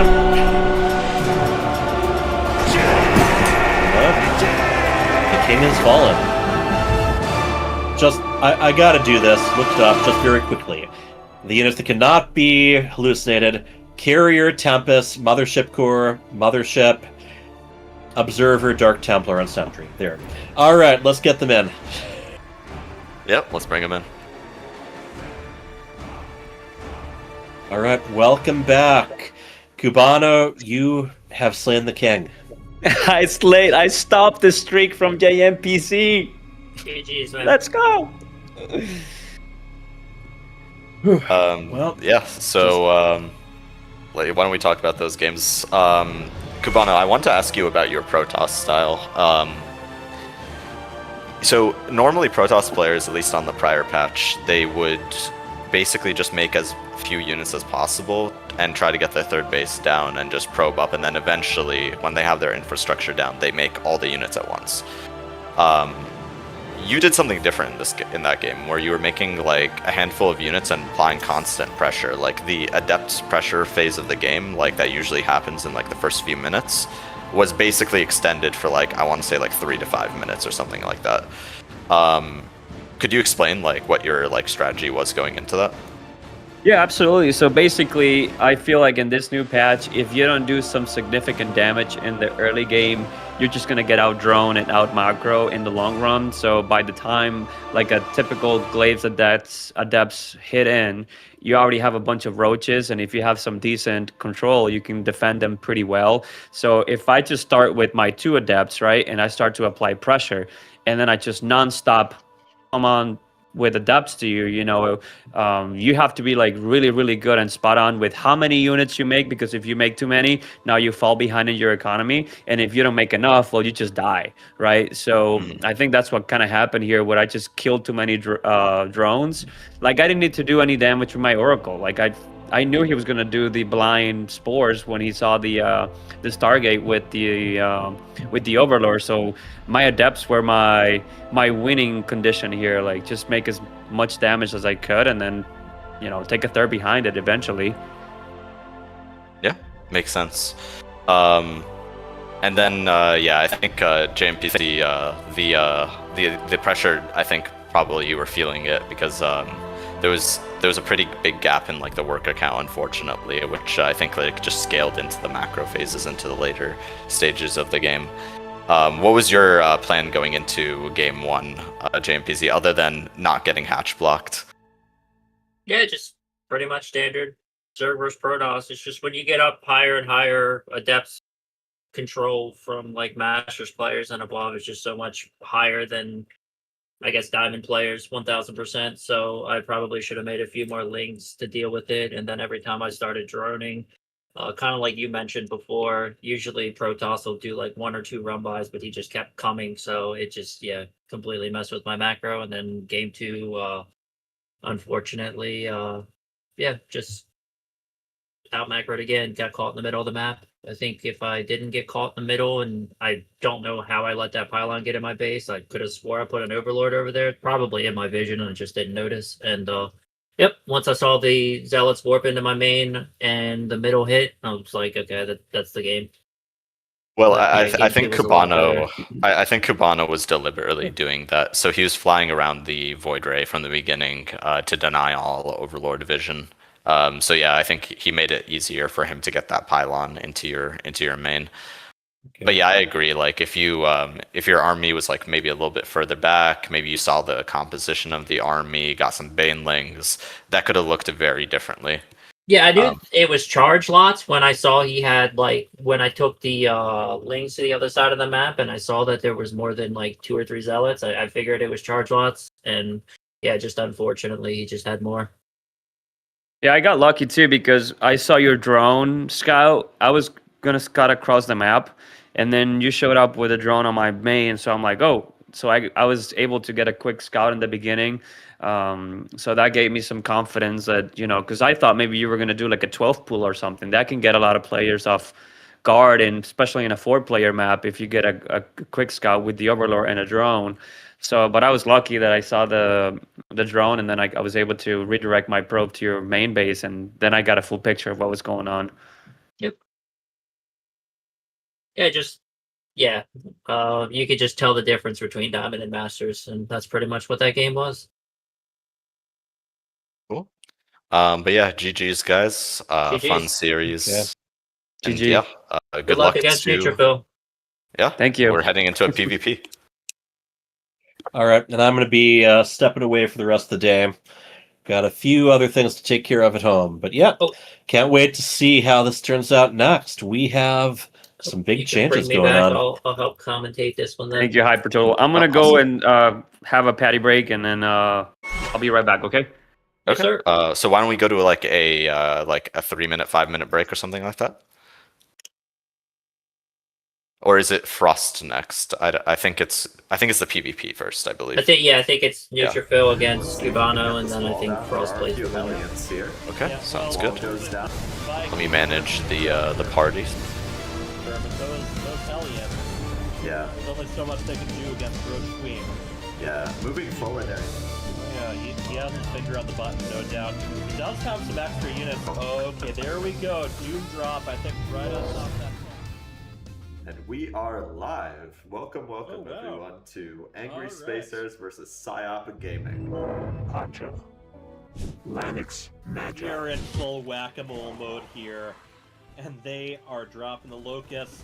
And now the Marines being lured over there, and in the meantime, that natural completely undefended. The Locusts pouncing on all the FCVs. Yeah, those Ultras don't have a lot of armor, though. No, they do not have their extra armor yet. So, yeah, it's one of those things about And GG. we got the GG.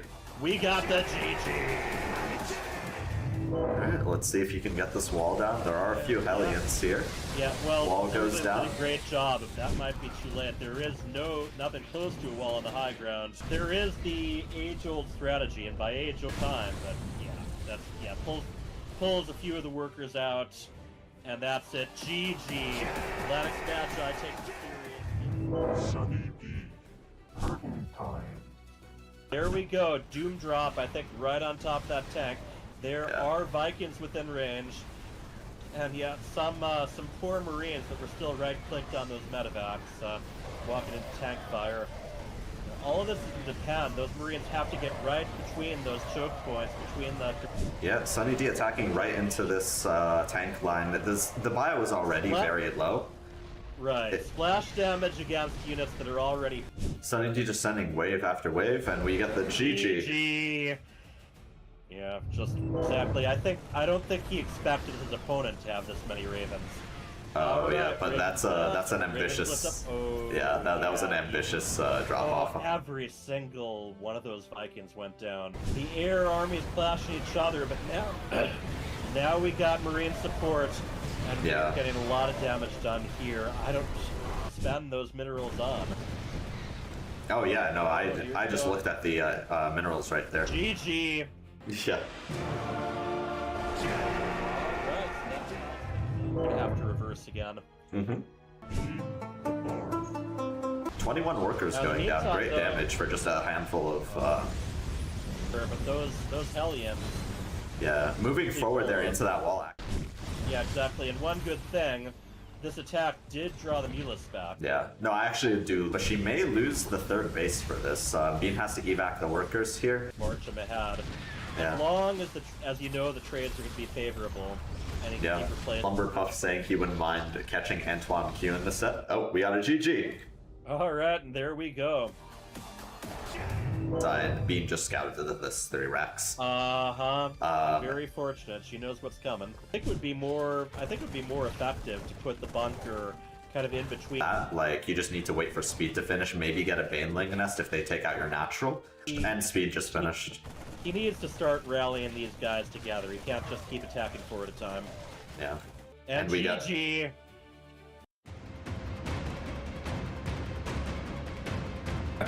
Oh, yep.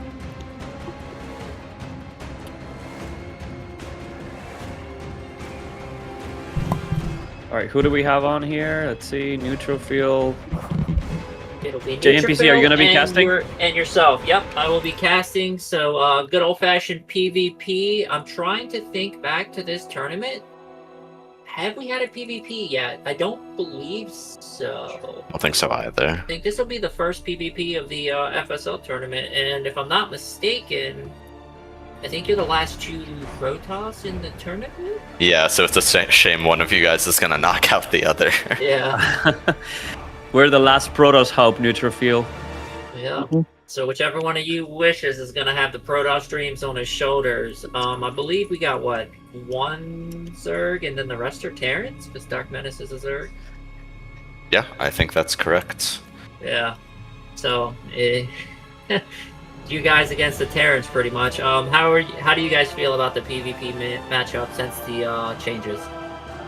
I feel like it's the most balanced match at this point, because we're both struggling with the same changes, right? The gateway change and everything else. So I like my Adept Zealot build against Protoss because it's low in gas. So think about it, if you have to turn your gateways into warp gates, you have to pay 25 gas and 25 minerals for each one. So I just haven't been turning them until like late game, you know? And you can get a lot of adepts and a lot of zealots really quick with the boost in production. I think that's how our last game went, Neutrophil. I feel like I just did zealots and adepts, right? Yeah. Oh, I forgot The you one guys PvP did game play was each fun. other. How are you approaching PvP in these days? My favorite part about the matchup is that I can kind of, there's so many different branches of things I can do, so I kind of like mix it up every game. So I guess be unpredictable. Being unpredictable, yeah, you're right, because there's so much stuff you can do in PvP with proxy gates, cannon rush, proxy stargate, DTs. I mean, you name it.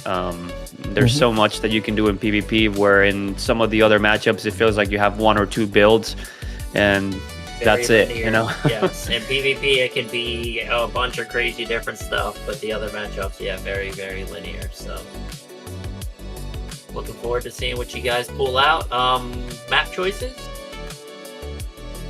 Anything except the 4-player map, I would say. I like to play in Rainfall.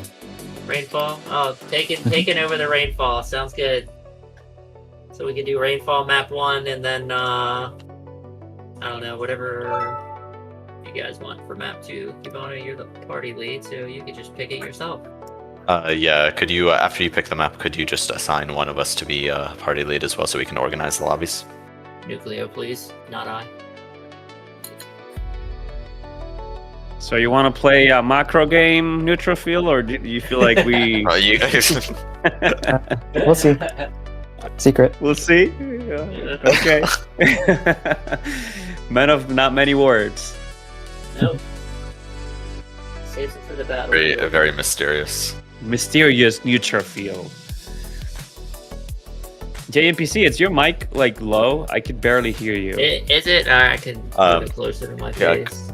Cubano, could you make me leader? And sorry, what was your map pick? So I heard Rainfall, and the other one was. I said anything but a 4-player map choice. Okay. Let's do Lockdown then.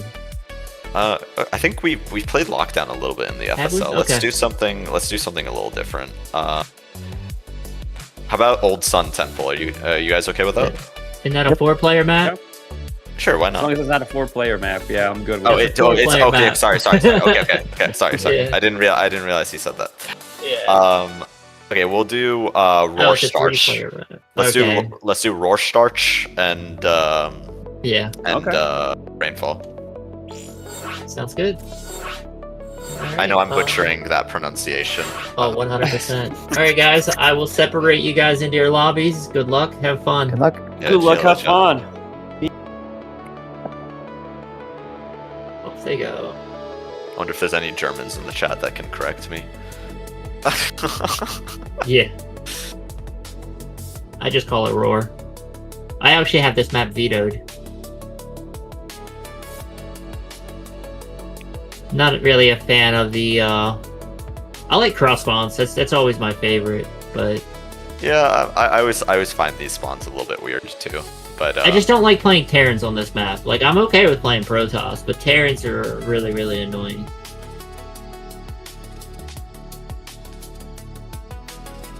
I mean, Protoss is kind of annoying because of that healing shrine too, but not as bad. Alright, it looks like we have everyone ready. We'll start the lobby, start the game.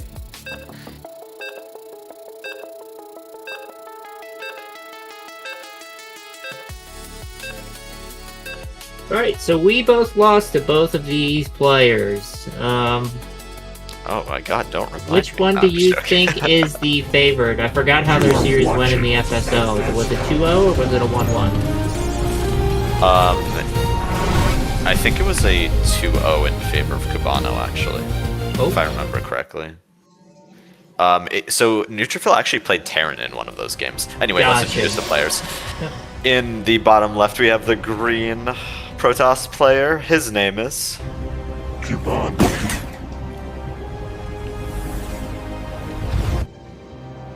Love his intro. And one of the best ones. And in the lower right, we have the orange Protoss trying to keep the pride of Protoss alive. He is Neutrophil. Oh, well, the pride of Protoss will definitely be alive after this game. Yeah, it'll be one of them. So very interesting there with the placement of their first pylons. Cubano going for the low ground. Neutrophil taking the more standard high ground. Usually, I thought you only low ground pylon against Zergs to get your wall up. If I'm not mistaken. It depends. It depends. You can go like an earlier expansion in this matchup as well. Some people do it on 1 gate. Some people do it on 2 gate. I don't think Nexus first is a thing in this matchup. Like, it just feels ridiculously greedy. If I understand correctly. Yeah, that just feels like death. Yeah. Because you always get scouted. Let's be real. At this level, you're going to get scouted. And as I say that, Cubano has not scouted at all yet. But yeah, you should always expect a probe to come across the map and look at what your opponent's doing. Yeah. So now we're about to see whether or not he's going to go for the... Okay, so he does go for Cybercore. It's okay. That seems a lot more reasonable. I don't think there's any world where you would just get the Nexus first, unless like it's on a very big map and you just aren't too worried about action from the other person. In Mortal Kombat from the probes, almost loses that probe, but he gets away with 5 HP and his shields are just starting to regenerate, so he should be able to get out of there. Mega Pizza Doodle 82 alt saying gaming after work or during? Well, when I'm playing StarCraft, it obviously has to be after work because I can't have my PC at work, but I do game at work sometimes, just don't tell my boss. Working from home? Yeah, I don't work from home, unfortunately. I'm on the road. Okay. I was about to be like, how are you playing StarCraft like at the office? Like, yeah, no, can't do that. I'm like a technician, so I gotta travel to sites. Doesn't really work. So. Cubano finally makes a probe over to the other side of the map and sees a Nexus and dies. Also see the Stalker. Yeah, Neutrophil pre-building a wall just in case any units are coming up that ramp. But I guess he's worried about a couple of depths potentially. And oh my God, there's something being built at the bottom. What is this? What is that? Yeah, I have no clue what I'm looking at here, but it's a lot. I think he wanted to fake like he was taking the second base, and he never did. So this could be very, very scary for Neutrophil. He's gonna need to scout this either as soon as possible or start getting a bunch of shield batteries down because he's so far behind on the gateways here. There's a lot of gateways. Yeah.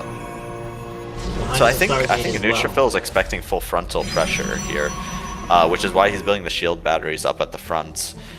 But yeah, like you said, there aren't a lot of production facilities for Neutrophil right now. There is a Stargate on the way, so that will be the tech of choice. A Stargate is also being made for Cubano. It is proxied, so that Oracle will be able to make it to the main base fairly quickly.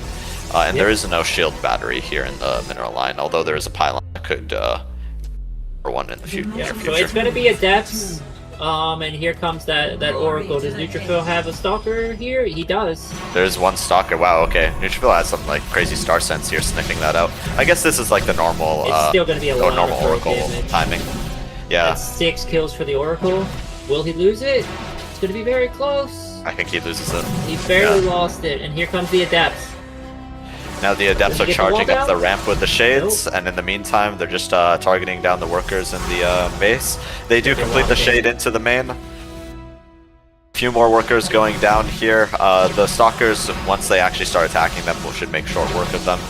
Shield Battery doing its best to keep these probes alive. I think Cubano has to really target fire here if he wants to kill these workers.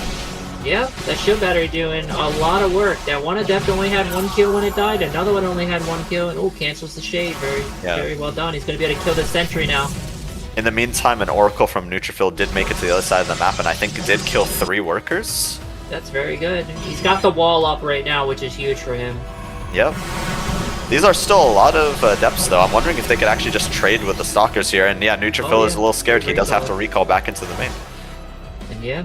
Well, taking count here at the workers, Cubano definitely up in workers and definitely up in the structures, and he's going to take out this pylon down here on the low ground. Yeah, it looks like he really got the damage he was looking for here. And Neutrophil accidentally walled himself in. This pro trying to hang on. I think that might have been on purpose, but yeah, I think he was looking to cancel the structure before it. Yeah, I think he wanted to cancel it like right after. And here we go. Yeah, this is I think too much again. I think Cubano's snowballing this. The one thing though is Cubano does not have a second base, so he's gonna have to kill Neutrophil's second base. But at the same time, I think with his reinforcements, he's gonna be able to keep the pressure on until the second base of Neutrophil. And he did drop his second Nexus, so this will put him in a lead. Yeah. Trying to get some shots in on these Adepts before the base goes down. Yeah, Neutrophil knows he has to defend this right here. If he doesn't, then he's going to be very, very far behind.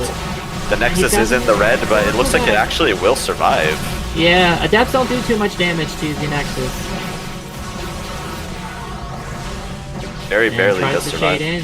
Very well done. So taking stock here, Neutrophil down 5 workers, but has the second Nexus finished. I mean, Cubano's is almost done. So yeah, this game's pretty even, I'd say at this point.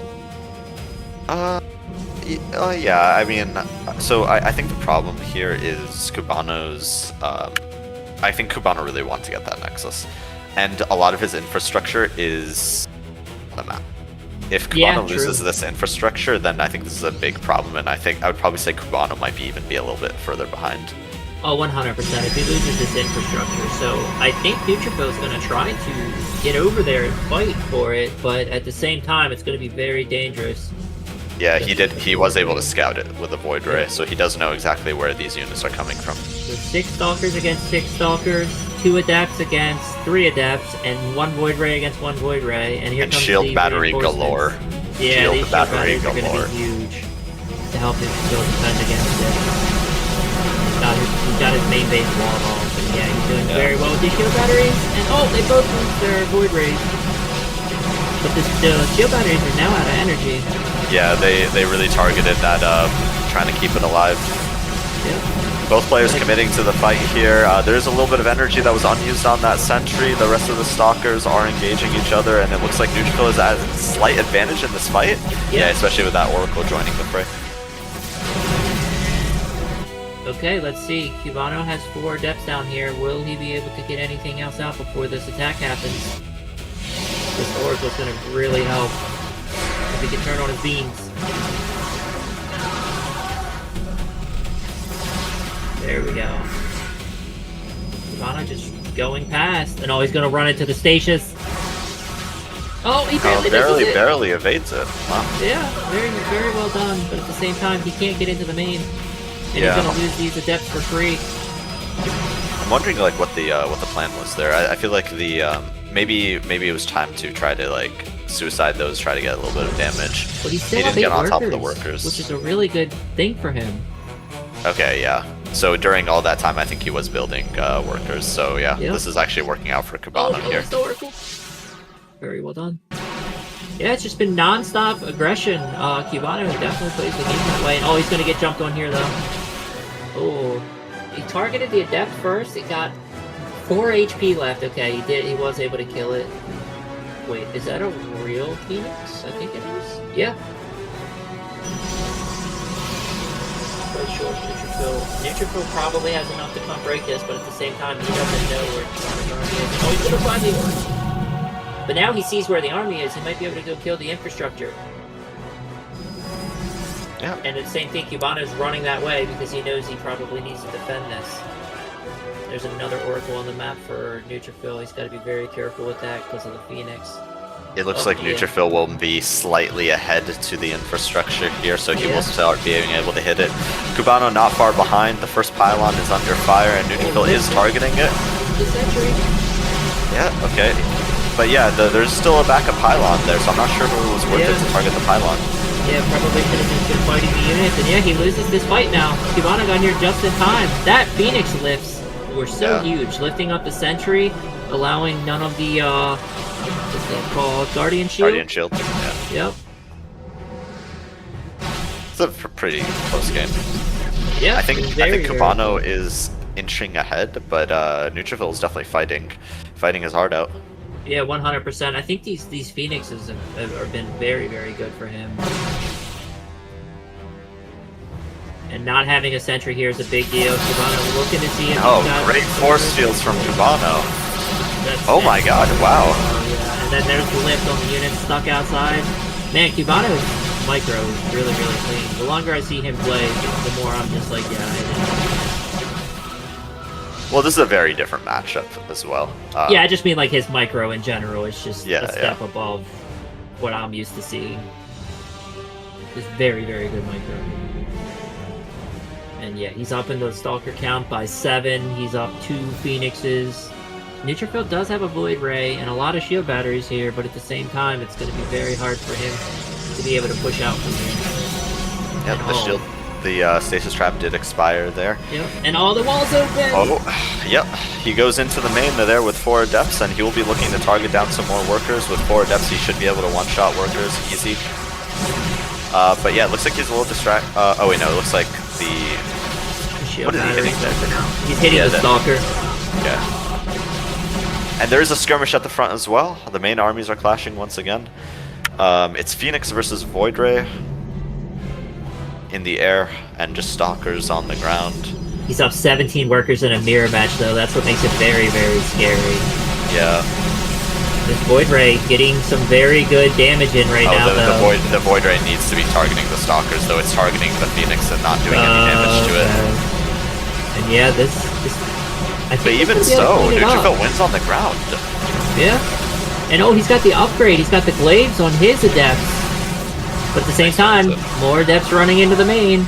He also has a +1 attack, and Cubano does, and that's where the extra damage was coming from. That makes sense.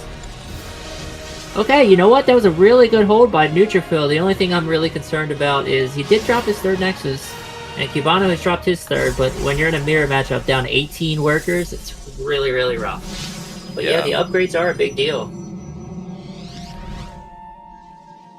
Yeah, I'm wondering what Cubano needs to do here to close this out. Yeah, so Neutrophil is a DT enjoyer. He likes mixing that in later on into the game. I haven't seen him like open DTs, but usually it's a structure that he does like to add on. It can be a very useful defensive tool as well. There is an observer from Cubano. I'm not quite sure where the DT shrine is. In the back of his base, right by the cannon. So probably going to be very hard for him to see that. And, I mean, if he could somehow get DTs on the other side of the map, this could be very, very good for Neutrophil. He's going to see the unfortunate thing that he's got a fully saturated mineral line on the 3rd. But, yeah, if he can get some... oh, there's cannons going up in the natural. If he can get some DTs on this 3rd, he'll be able to do a lot of damage. Or these Adepts. I like this from Neutrophil.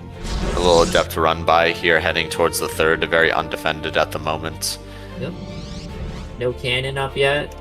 Now the cannon shield battery is going up, which is very smart from Cubano. And oh wait, Neutrophil is bringing these Adepts back.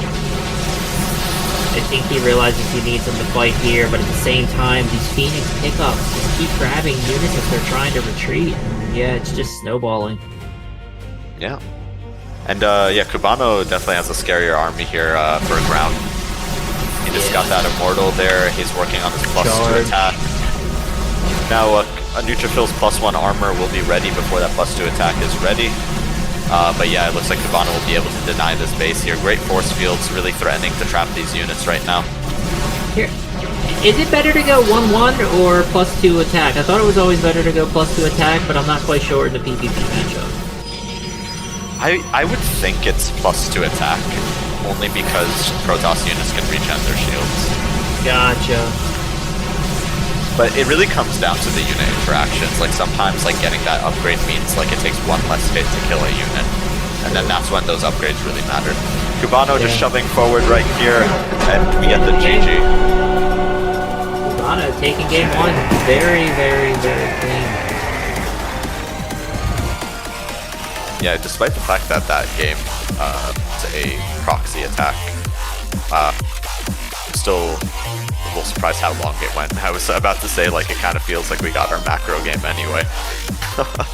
If I'm not mistaken, if Cubano takes this series, I believe he's going to be playing Frost, and I know those two had a really, really banger series in the FSL Team League, and I know Cubano was way up in Game 1, and Frost somehow held on in one of the craziest comebacks I think I've ever seen, so I know Cubano probably wants to get some revenge after that series. Oh, for sure.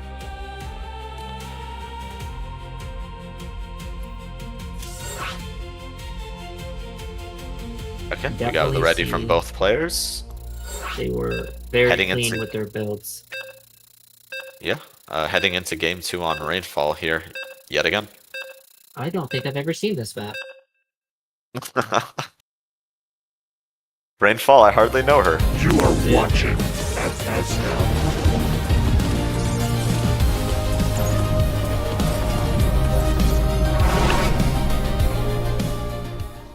Alright, in the top left we have the green Protoss player up 1 point in this series. His name is...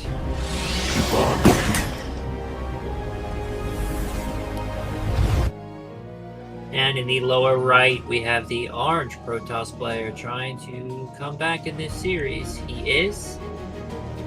Neutrophil.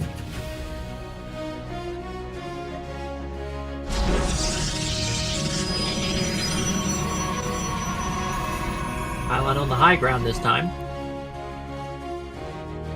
Yeah. So I'm wondering what kind of openings we're gonna see here from these players. Neutrophil is sending out his probe out on the map right now after the pylon. Could just be a normal pylon scout. More than likely that's what it's gonna be. I'm really, I'm gonna have to ask him after the series. Cubano doesn't seem to care about the early scouting probe. Yeah. Second game in a row, he's not sent one across. Well, I think he eventually scouted the natural, but yeah, like you said early, yeah. Seems like Cubano isn't too worried. He just knows, like, I know where you've spawned. I need to send out the probe. It's not going to change anything that I'm going to do, so. Second gateway on the way. That's generally my philosophy with scouting as Zerg as well.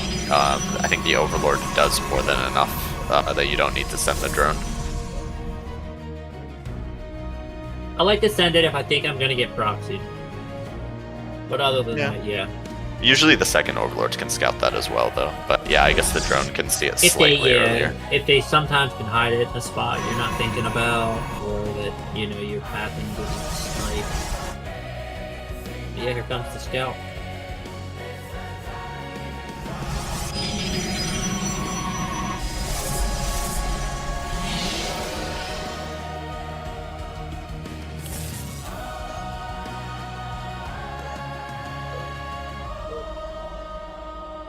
Looks like you have a little bit of a JMPZ. We have a pylon, a proxy pylon for Neutrophil right now. So I think Neutrophil is going to be hiding the tech that he's going for here while making it look like he's looking to take a Nexus next. And yeah, Neutrophil does send that probe back into the main, faking out his opponent there. Yeah, I wonder what he's going to proxy here. It's the Twilight Council. Oh wait, no, sorry. No, the Twilight Council's in the main. DTs? It could be DTs, yeah. Okay, so there's a gateway. Right? I guess we'll find out as soon as this Twilight Council finishes. This feels like it's gonna be DTs. I'm just confused why the gateway is over there. Maybe just to get, like, faster production. Okay, Blink. We're getting Blink now. Is this just a reinforcing gateway, or are we just gonna go gateway production? I think Hyperturtle pointed this out. In the first series, he put the gateway where the pylon was, not sure oh my god, they're both like proxying on opposite sides of each other. That's so funny. I think we're gonna get one base versus one base. Yeah, so now Cubano is heading towards a natural. Now I think Cubano was expecting there to be a Nexus here. Once he sees that there's no Nexus, he'll know something weird is going on. Yep. Cubano does rush forward there and does get the force field. So it looks like Neutrophil will be down one Stalker here. I think he's in a lot of trouble.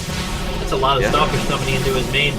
Yeah, he just needs to move them forward. Okay. Now Neutrophil is pulling his workers here. I like this idea.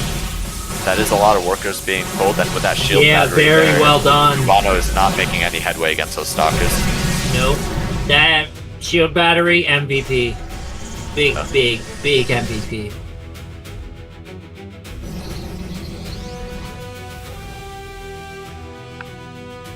Now it looks like... I'm wondering what this is just gonna transition into at this point. Neutrophil does scout again, and he does see that there's still no Nexus there. Blocks with a pylon, just delaying that Nexus as long as possible. Both players haven't scouted the other players' respective proxies. Neutrophil being so diligent there, putting the shield battery in the wall, preventing any Adepts from sneaking by. Yep. Got the War Prism on the way and the Observer for Cubano, so he's gonna probably try to get into the main and do some shenanigans there. Yeah. But at the same time, he has nothing back home, and Neutrophil's about to hit his main. I think he's gonna get there first.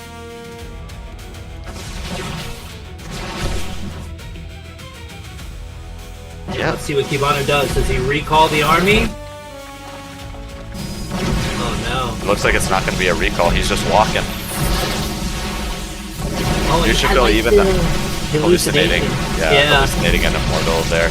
Neutrophil does depower two of Cubano's gateways. Cubano is still running back. Careful. And now with Neutrophil taking the high ground here, he's going to be able to force field the ramp. Oh, very well done. Yeah, it's got to be a recall, but I don't think he's got the energy for it. Very well done. And he can just force field this ramp forever, if I'm not mistaken. Okay. Not force field, there it is. And then now, yeah, with the War Prism. Very nice target fire on the War Prism there, and he does get it. Neutrophil realizes this is starting to be a bad trade and does recall out of there.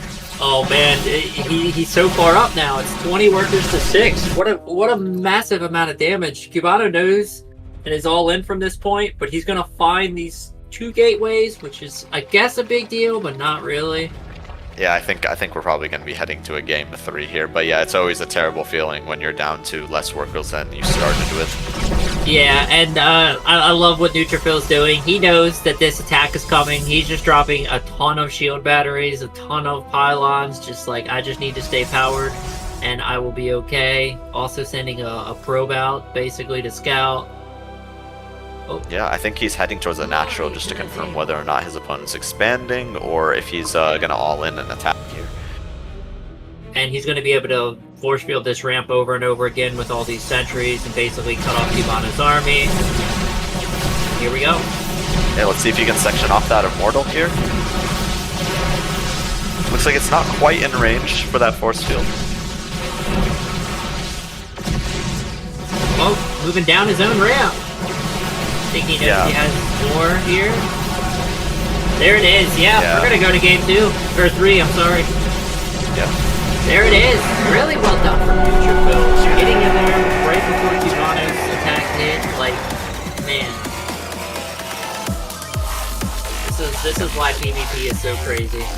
And Neutrophil with a big smile on his face after that one. Yeah, definitely a good game for him. Alright, game 3 I think was our choice, right? Do you have a pick, JMPZ?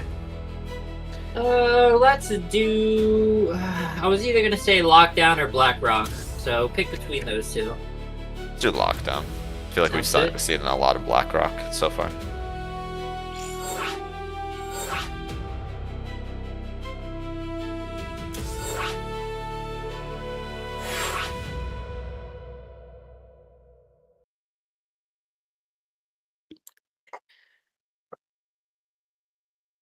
I see Frost in the Twitch chat waiting for his opportunity to play. Yep. You will not have to wait much longer, Frost. Yep, one of these players will be your challenger. And usually PvPs end just like that, pretty quick. So we'll see. Yeah, I do Definitely not enjoy PvP. the occasional late game PvP though. You are watching It's quite hard to tell what's going on some of the time though. All right, in the top right we have the green Protoss player. His name is Neutrophil. Cubano.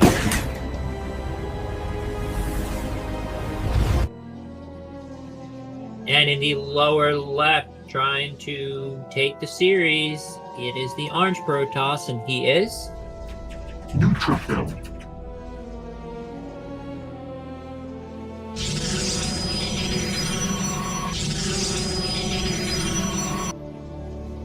all right. Pylon on the low ground again.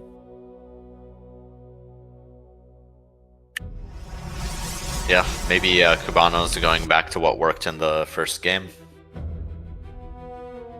The good old-fashioned saying, if it ain't broke, don't fix it.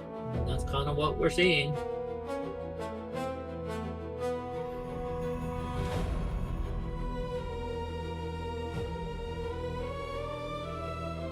Neutrophil does make it forward with his probe here, scouting the main base, seeing a relatively normal opener, gateway gas, and then steals his opponent's second gas geyser, limiting his options a little bit. See, I mean, I don't know 100% about this comment I'm about to make, but in old PvP, that was so detrimental to you when your opponent stole your gas geyser.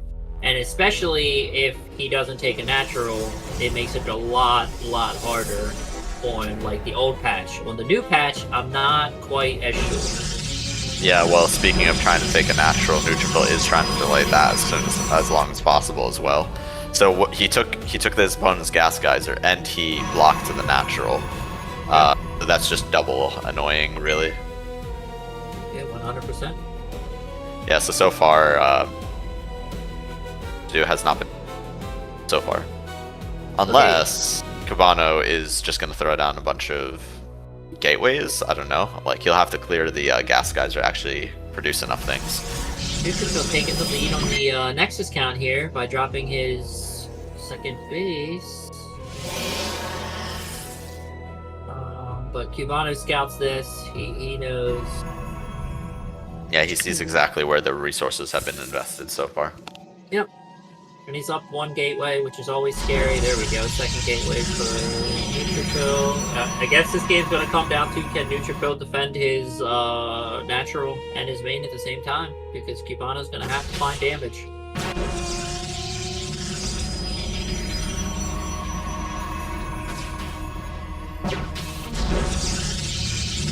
And there we go. Proxy Pylon on the side. I imagine we're going to see something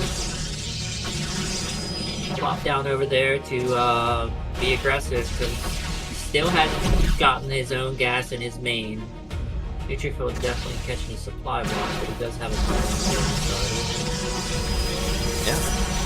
Should be relatively short-lived. Now Cubano just working on that extractor, and once again there is a little bit of proxy tech here. Yeah, Twilight Council.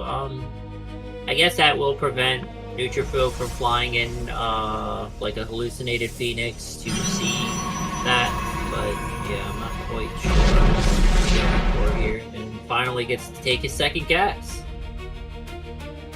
Yeah.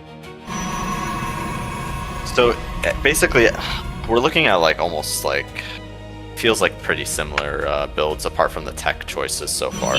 Has Neutrophil made a tech choice yet? No, other than the Cybernetics score, no. I'm very concerned because he has no way to see these DTs right now. He really needs to get a robo going. Yeah. And Neutrophil is transforming those gateways into warp gates right now. So a little bit of gas going towards that right now. We really need to see what Neutrophil's choice of tech is going to be, because it's going to need to be either a Stargate here or a robo to not take significant damage. No, just more gateways being thrown down. And he's dropping a Twilight Council. This is very bad for Neutrophil. So, This should I ring feel like- alarm bells, though. He doesn't see any sort of tech. Yeah, I feel like these like build this feels like it could be a build order loss. I feel like in general like build order losses aren't that fun to watch because it's just sort of like, oh, you picked the wrong thing. Like we could have rolled dice at the beginning of the game and gotten the same effect. Forge on the way, so he will be able to drop cannons, but like at the same time, like once these DTs come in, like he's gonna have no answer. Yeah, he's not but gonna be able to see anything. yeah, if the DTs like target down the cannons, I don't think they'll be able to get up in time. Yeah. Now, is Neutrophil watching for the shimmy? I think He has his unit selected, but okay, Yeah. now he definitely knows. Okay. Well, the And the scary other- part here is there's only one pylon powering these forges, and yeah, these DTs are going to be able to kill so many units. Oh, Neutrophil's locking his probes into the main base, and we got a GG.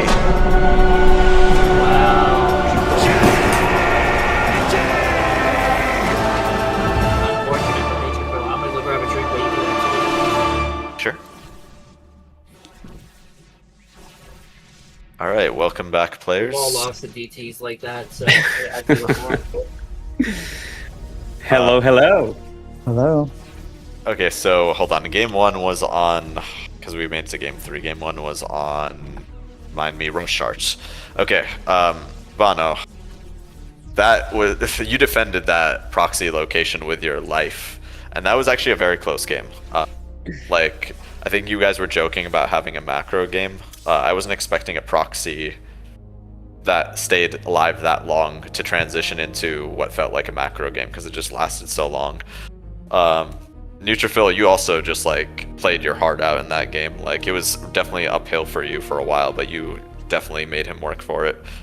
Let's open it up for discussion. I'm not sure if I have an exact question here, but let's start with Cubano. Just walk us through your thought process for that game. Yeah, well, I felt like I had the upper hand, at least in mindset, because our last game, well, we played in ladder, I won. Then we played on the FSL and I won. So I felt like all the pressure was on Neutrophil today, and then I was throwing some mind games with like, do you want to play a macro game, you know? And that's exactly what I've played before with him. Like I just go one get expand. So I think I just did some mind games there, and I tried to, like you said, defend that proxy with my life because that was my whole production. I had like 3-4 gateways and a Stargate. You know, if I lost that location, it would have been GG. So I just try to defend that with my life and hope that I could out macro him in the back. Yeah, JMPZ and I were commenting on that, like, because after the aggression, you guys were actually on like relatively even worker counts. But we were saying if Neutrophil was able to clear that location and get rid of your infrastructure, that would be very, very bad for you. Oh, it would have been game over for sure, yeah. Yeah, and then the other thing that I think that could have gone better for you, Cubano, is if you actually got the Nexus. Like, you got it down into the red, but you weren't able to finish it off. Yeah, I was trying to debate whether do I wanted to trade because I knew the potential for a counterattack or just go after the Nexus. And I felt like, you know, I hesitated, and I shouldn't have hesitated. I just should have gone for the Nexus and call it a day. Yeah, fair. All right, let's get Neutrophil's thoughts on game 1.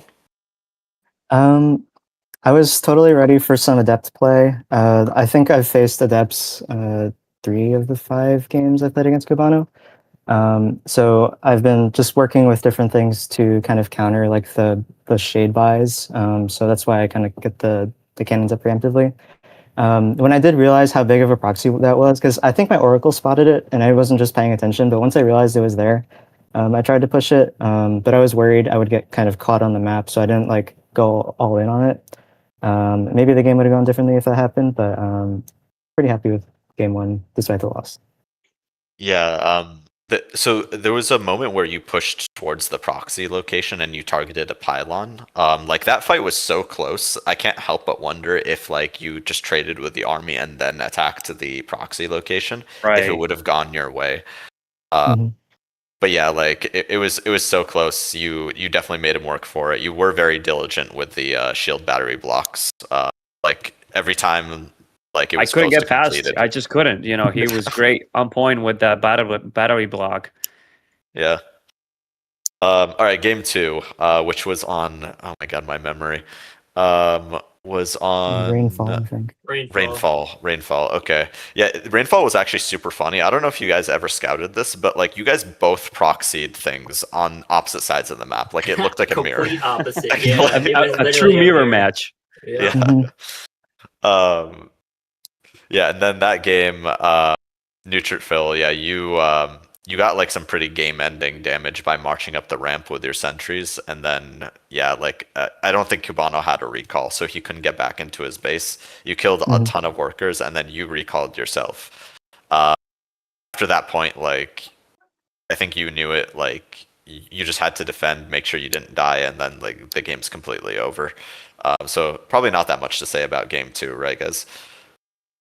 No, yeah, it was just proxy. He played better. He had a battery in his main too. Otherwise, he would have been dead when my stalkers and sentry went in because I caught one off guard and I killed it.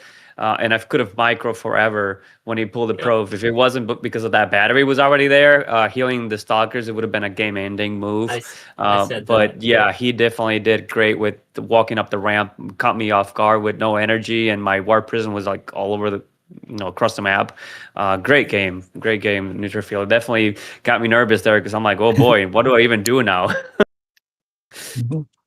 When in doubt, DT it out. So I guess exactly. Yeah, when in doubt, DT it out. The Protoss I was style there, but yeah, totally not that expecting shield the DT. battery was in game 2. That I said the same thing. I was like, that shield battery was an MVP to have that right there because it definitely saved them. Yeah. So now let's go to game 3, where the DTs actually happened. Neutrophil, you start sharing your thoughts, so why don't we start with you? I think I was kind of tired of all of the aggression, and I really wanted to play a macro game, which is why I was doing all of these blocks. And I was assuming that if I had blocked the gas in his main, he couldn't really do anything too TG. So I completely skipped detection, and the DTs completely caught me off guard. Okay. Yeah, fair. Yeah, I mean, I don't play a ton of Protoss, but yeah, like in Protoss versus Protoss, is it normal to typically get the Stargate first for the detection or the Robo, or it just depends on what you're going for? I think it depends on what you're going for. Yeah. Go ahead, Neutrophil. Yeah, I usually like to grab the Stargate just because it feels a little more versatile in the early game, but it really depends what you're teching to. Yeah, because you can always recall your Oracle and get detention really quick. I like the Stargate as well for detention. But, like you said, he took my gas, so I knew he wasn't expecting it. And then after he didn't chase my probe, I'm like, okay, this is my chance. I want to proxy my Twilight. He's going to see that I'm expanding and that I have nothing, which would make sense because he took my gas and my expansion for so long. I'm just going to proxy here, and he's not even going to see it coming. Oh yeah, 4D chests from Cubano there. Yeah, no, that opening though was super annoying from Neutrophil because he did take your gas and then he blocked your expansion. It's like, all right, well, what am I supposed to make right now? Yeah. Well, yeah, GG's guys, a very fun series. Congratulations to Cubano. Thank you. Yeah, I think we have Frost coming in next. Yeah, is it okay if I go grab some water? Because this is going to be a very intense match. Yes, sir. Yep. Go grab it real quick, and we can interview Frost for a moment. Yeah, why don't we? It's been a while since we've seen him. Yeah, sure. We could also take a short little break too. Either one. But yes, we have Frost here. How are you doing today, Frost? Oh, hold on. I think I need to add him to the chat. There we go.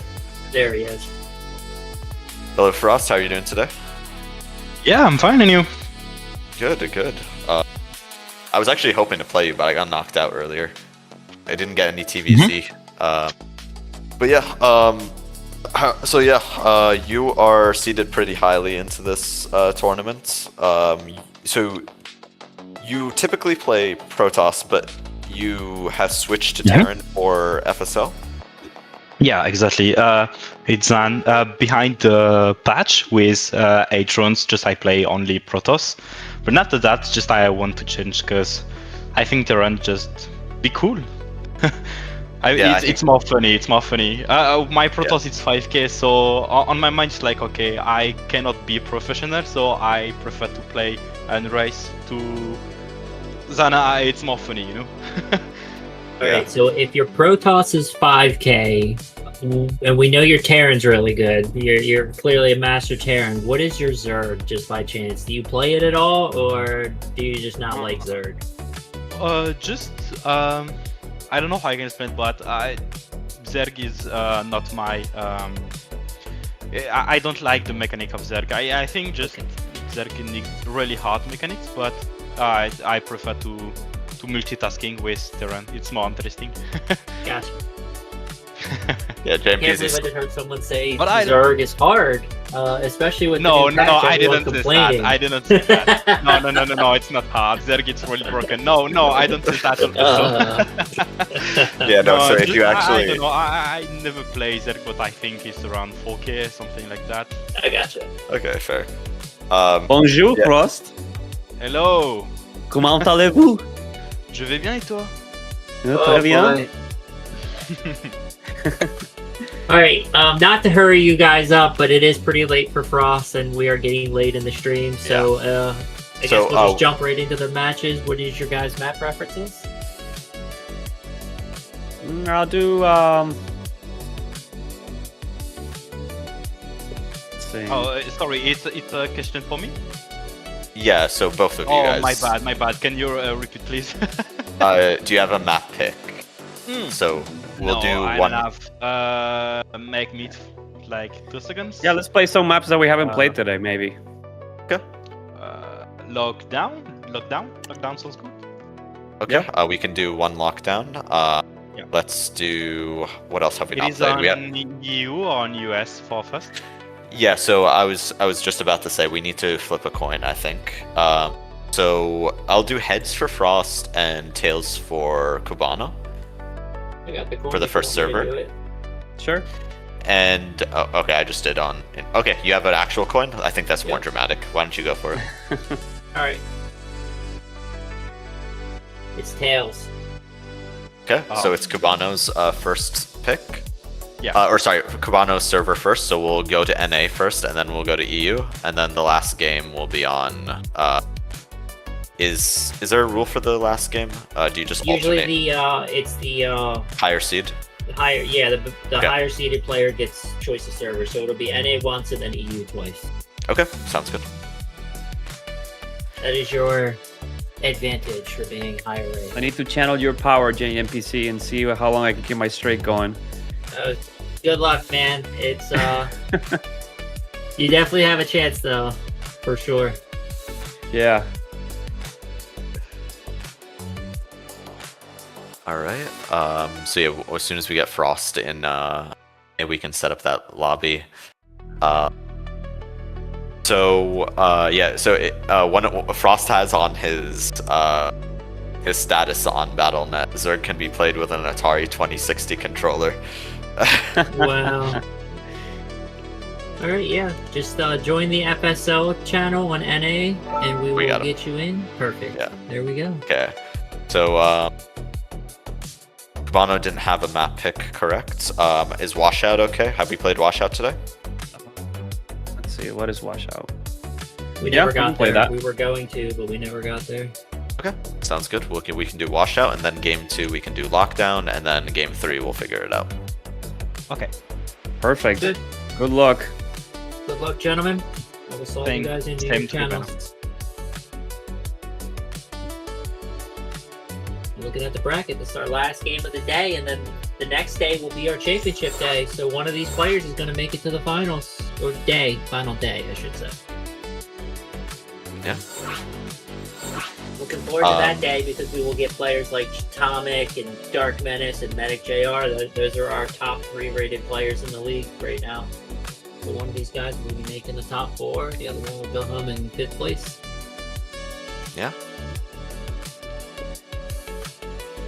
So we just need everyone to accept. JMPZ, could we get you to accept the lobby?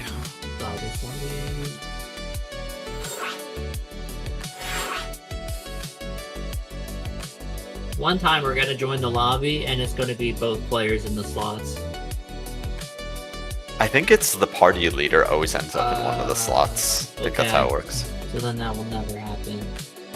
Dreams ruined. Cubano's hyping himself up. Yeah, I just saw the let's go. Right, we got the go. I mean, last time these two played, I still can't believe Frost won that game 1. And last time we saw Frost play, he was actually the wall for his team, or I guess. Yeah. He played like 8 games. The man went nuts that day. He was definitely trying to carry his team. Yeah, he did, and he did a very valiant effort, but I think Special Tactics did advance that weekend anyway. Alright, in the bottom left, we have our challenger, our green Protoss. His name is... Cubano.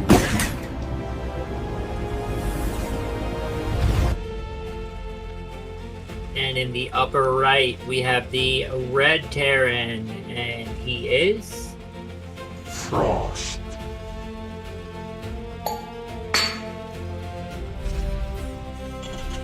I love his opener as well.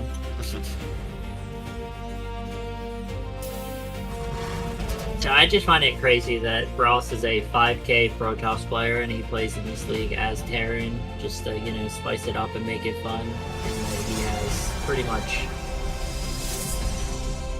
a GM in a Masters race. That's, yeah. Oh yeah, I mean, he mentioned that he finds Terran much more fun. I think he's kind of like maybe a little bored of Protoss, and maybe I don't know how he feels about Protoss in the current patch as well. So maybe that's even more reason to play Terran for him. Yeah, Usually, like him not liking Zerg, I feel like that's kind of expected. I feel like there's always one race that people like don't like to play. I'm not much of an off racer myself, but if I had to off race, I probably would pick Terran.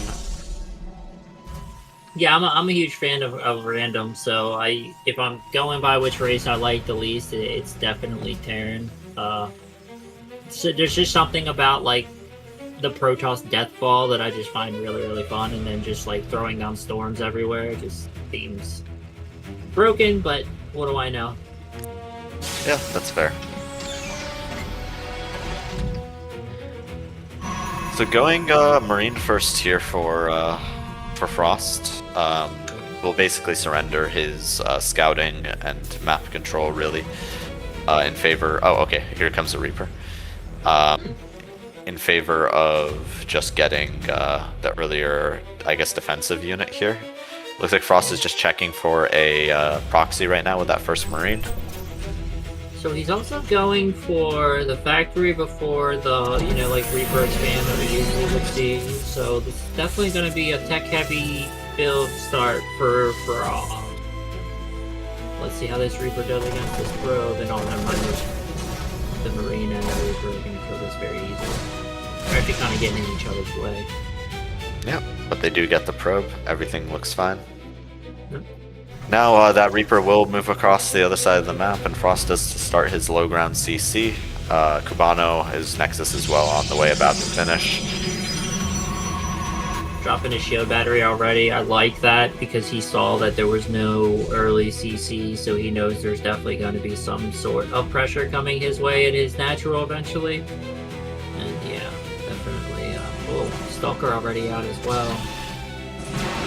Kind of denies some of the scouting, but I think Frost has seen enough that he knows that, you know, he can't be doing too much with the second Nexus already down. Yep. Looks like some Hellions are just being produced. A third CC on the way. Or sorry, no, that's the first CC. A Stargate is on the way for Frost right now, so 1-1-1 opening. No add-ons yet for any of the buildings either. Oh, and as I say that, so 3 Reaper, 2 Hellion. And these units are just going right past each other right now. We have I believe that's a hallucination in the main. Main natural, yeah, it's a hallucination. So Cubano is seeing that all the units are not home, so that can only mean one thing: they are out on the map. Yes, Cubano does see the units right there. The 3 Reapers do split off a little bit. Okay, no, they regroup with the Hellions right there. And I think what Frost is really looking for is like a dive situation here. He wants to be able to dive with those Hellions and get some worker kills right now. Yeah, he's gonna split his army. Half in the main, half in the natural. Let's see what these Hellions can get done. Let's see what these Reapers can get done. Yeah, unfortunately the Reapers are just following the units around right now. Okay, now they're starting to one-shot some workers. Yeah, this is definitely a lot of damage. They also threw away a lot to get this, so at the same time... Does he get one more? He does. Yeah, a total of 10 workers killed for Frost right there. Very successful multi-prong. Yeah, I would definitely say worth in the end. Yeah. He did basically equalize the worker count. He's a little ahead right there, but that's kind of expected. Well, it's expected that they would be roughly equal, considering that Cubano took the earlier Nexus. Yeah. For sure. Looking at the production tab. Cloak on the way. But there is an observer already on the way for Cubano, so not going to lose to any, I guess, cloak shenanigans. But at the same time, Cubano coming across the map.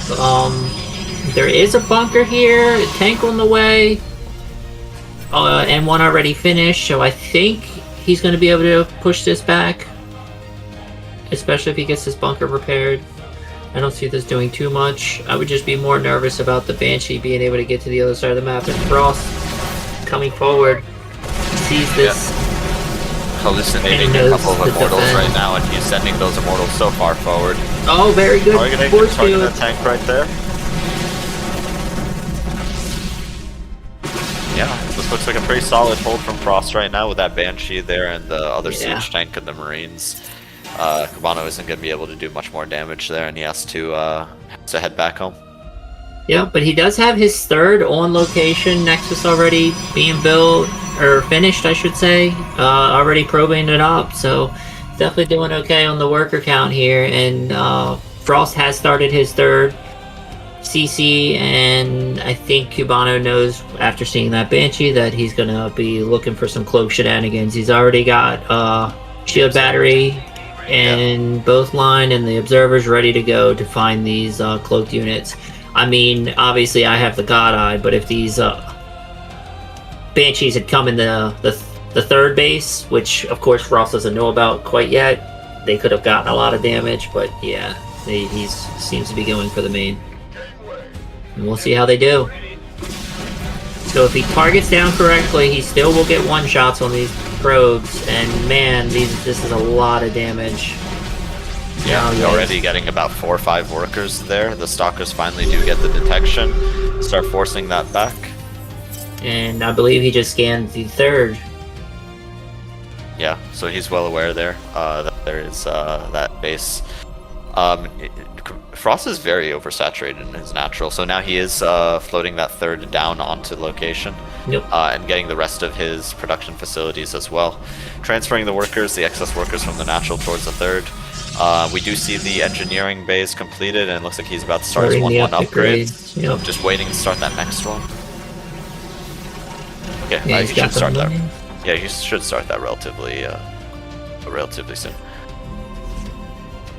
Yeah, he started the +1 attack, but I don't see the armor quite yet. He's still, microing on the front lines, but yeah, he's gonna be starting that +1 armor soon, and this is gonna be a very scary push for Frost, because if you look over at Cubano's third, he does have some units here. Looks like he's gonna have about 8 zealots and 1 stalker. Against this kind of army, it's gonna be very scary, especially if the tanks get sieged. Yeah. And now he's moving a probe out at the exact right time. You should see this, but yeah, this is going to be very scary. And these zealots don't have charge. That's going to be super painful. Will he be able to get one of the tanks? Oh, just barely didn't get it. Oh yeah, just not having charge for this. Yep. Yeah, it really feels like the Twilight Council had to have been very late here, or at least the Twilight Council upgrade was. Now there are a lot of Stalkers here, but I think they did waste their blink. And there's still a lot of Marines that are snipped, and we have to get the GG. Cubano is still the writing on the wall. He just moved that probe out to take the 4th, and yeah, it just unfortunately just didn't have the units in the right spot when those Banshees kept hitting his main. Very well done by Frost. Yeah. So Cubano definitely has a bit of an uphill battle here now, because now we're transferring to the EU server, For where the next Frost few will games, have he'll have a slight advantage there. Yep.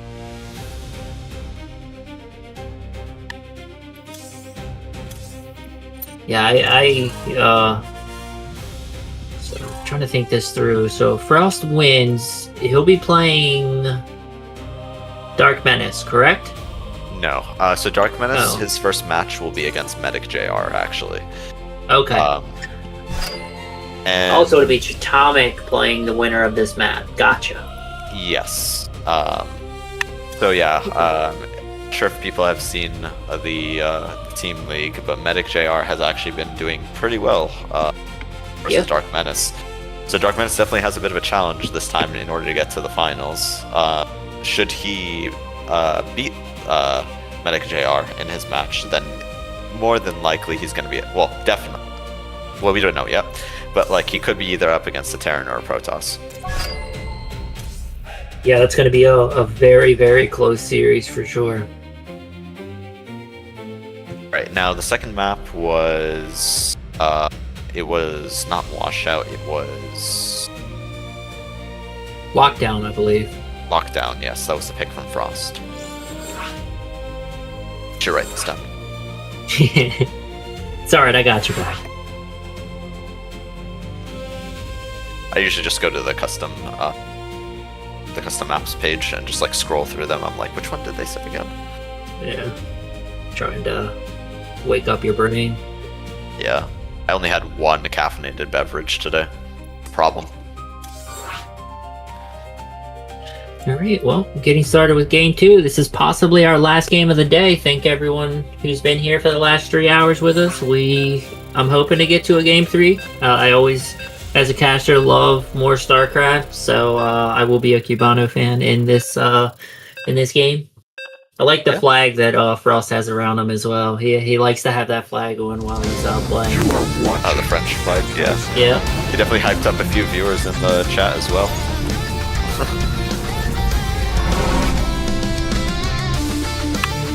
In the bottom left, we have our green Protoss player looking to even up this series. His name is... Cubano.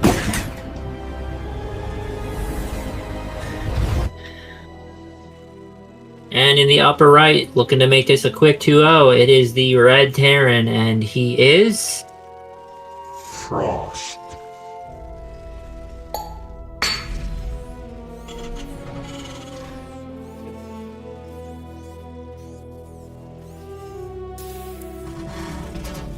Alright. And there are depots being built, guys. There are definitely depots being built. No, seriously, I wonder type of adjustments Cubano wants to make in this game. Because sometimes you prepare stuff for a certain map. This is Frost's map pick, so I'm not sure if he has like a specific strategy that he wants to do on Frost's map pick. Is that strategy good on this map? Who knows? So far, yeah, just normal gateway being built in its normal location. Yeah. And speaking of supply depots, me and Cranky were talking about this. Since supply depots cost 100, and the fact that CCs only cost 300, it just feels like at some point, like if you have like such a huge economy, it's just make CCs instead of supply depots. Right, but how often do you have a huge economy like that early in the game? Oh, early in the game, no. I just mean like when you get around like 150 supplies, should you really build any more supply depots, or should you just go full CCs? Yeah, I guess, yeah. I can see the argument. Number them into orbitals, make some of them planetaries to defend your orbitals. Exactly. There's supply depots that shoot. Yeah. And they could technically make workers, which you usually don't need at that point in the game, but same build for Frost. So he really likes this early tech. Yeah, so Frost right here, yeah, going double gas. Only putting 2 guys on gas, it seems. Yeah, 2 guys on each gas geyser, so getting slightly more gas income while not overcommitting to it. He also skipped the Marine this game, and if I'm not mistaken, Cubano did get to check the natural, so he was able to see that there was no second command center when he walked up. But yeah, Frost starts it now, right after the probe dies. Yeah. And has this Adept ready to shoo away the Reaper.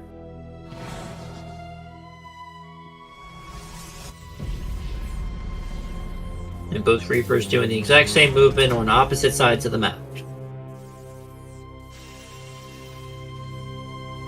Right, Stargate attack from Cubano here.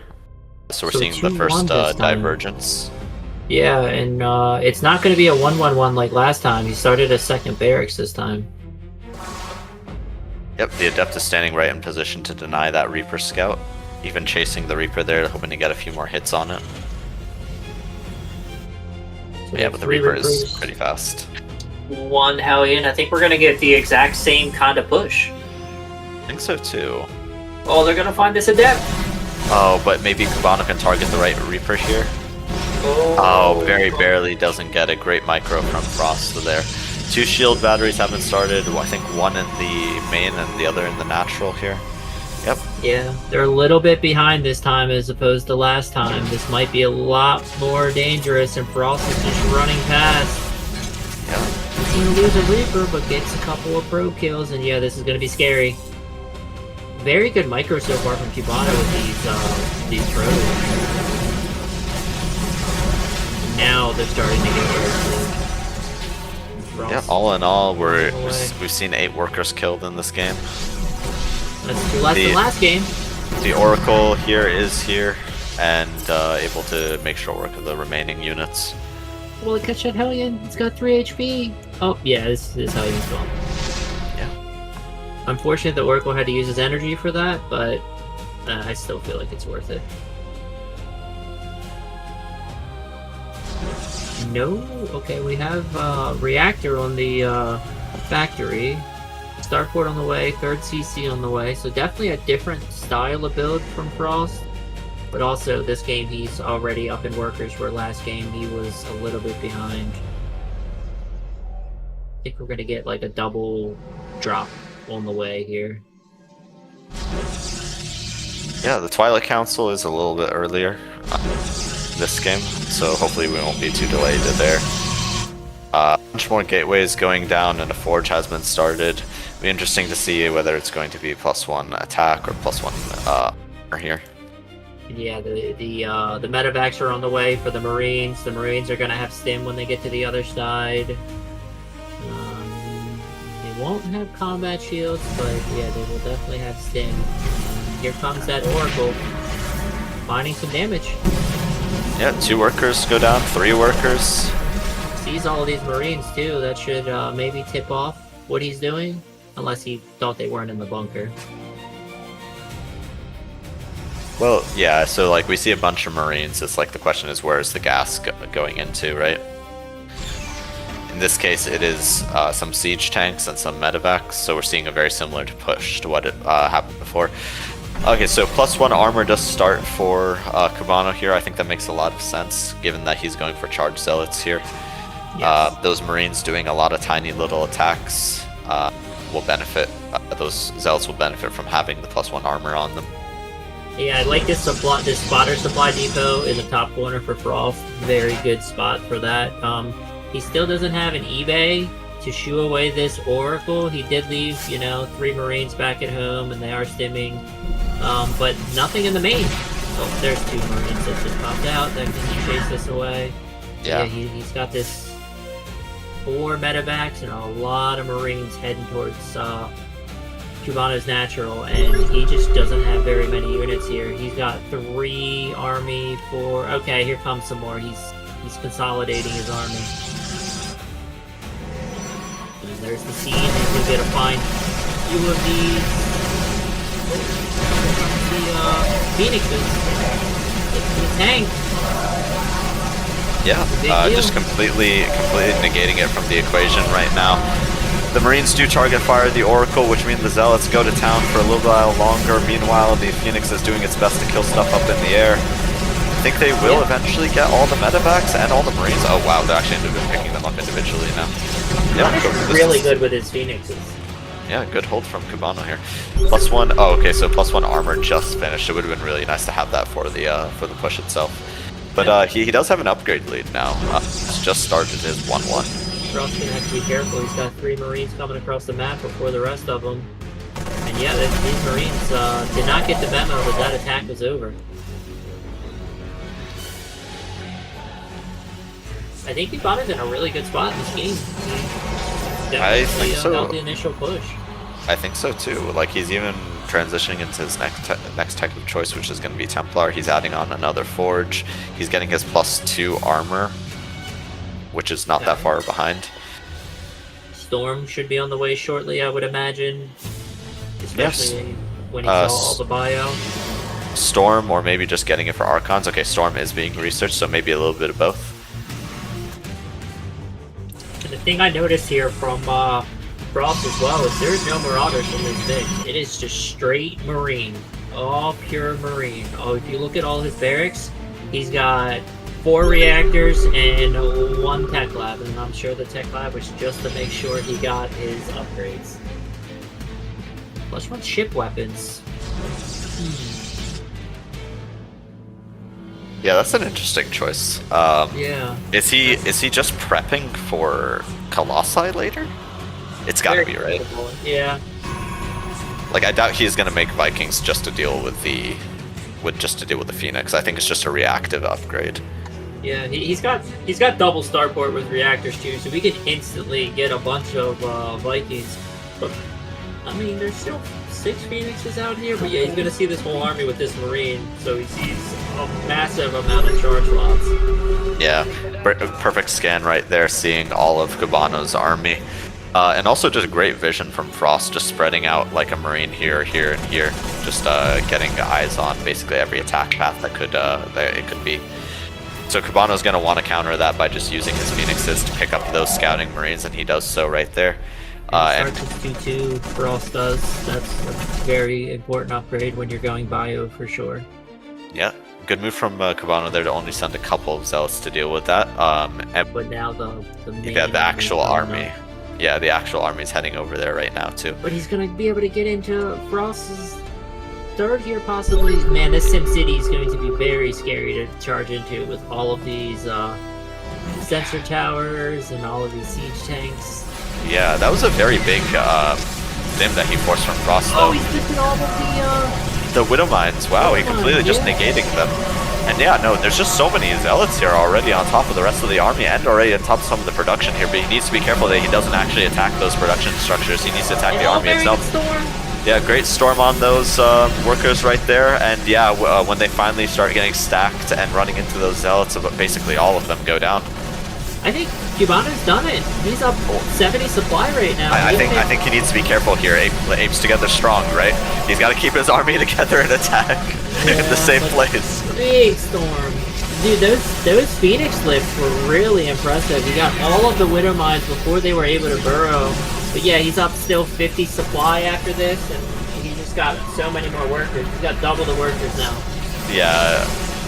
I think at that point, like, there's nothing Frost can really do with both of that number of workers killed and both of his bases lifted right now. I think the remax is going to be more than enough from Cubano here. And the 2-1 on these Zealots are just making them so hard for these Marines to kill. Yeah. Now Frost's 2-2 isn't too far off. And I assume he'll start 3-3 afterwards if he's got the money for it. Let's see here. Coming down, was able to kill the High Templar. Man, these Zealots are still chopping away. But that Archon does go down. Yeah, I think Cubano needs to be very careful here. Like, he did a lot of great damage here, but I don't think he can actually kill him with these trickling in units. Yep. Oh, and Cubano actually is Gateway, man. He has not morphed a single warp gate. Yeah, Cubano's really making this this gateway production style work. Yeah, he sees the army and instantly backs off. So he's definitely going to be playing from behind here. Let's see if Frost can bring this game back. He does have +3/3 on the way, but at the same time, Cubano's +3 armor's halfway done, and his +2 attack's about to finish, and I imagine he's just going to start +3 attack as soon as that finishes. Yeah. There's the Colossus production about to start because the Robo Bay is on the way. Yeah. Only +1 ship weapons made. 2 Colossi start almost immediately, and extended thermal lance. Yeah, I think Cubano's just looking to just group his army together. Maybe wait for this +3 armor. I feel like you really should wait for this +3 armor if you know you have the upgrade lead. I do like this from Frosta with the 4 Liberators. They can do a lot of work against this kind of army. Yeah. But I just don't think he's going to be able to get it out. I just don't see a world where he's going to be able to defend everything that's pushing towards him. A big storm. Even sniping a CC with those stalkers. Yep. Here comes these Liberators. And he's going to be able to get on top of this next base. He's not going to walk... yeah, maybe he doesn't know about it. That's a possibility. Oh, big storm! Taking out the Liberators, keeping the bio off. Yeah, I guess this was a really good call. Oh, GG. Yeah. Really good call from Cubano to make a ton of stalkers there. I was a little confused considering that it was still primarily Marine army. But yeah, he was there were a ton of medevacs in the air that he could have punished by targeting them down. Obviously, the Liberators were targetable as well. All right, I forgot what you said you wanted to do for map 3. I don't think I said it yet. We could do Old Sun Temple, or we could do Sanctuary. What do you think? Let's do Sanctuary. Okay. Oh yeah, they said no 4-player. Right. Okay. Yeah. Do Sanctuary. Avoiding that one. You, since you are higher seated, Frost.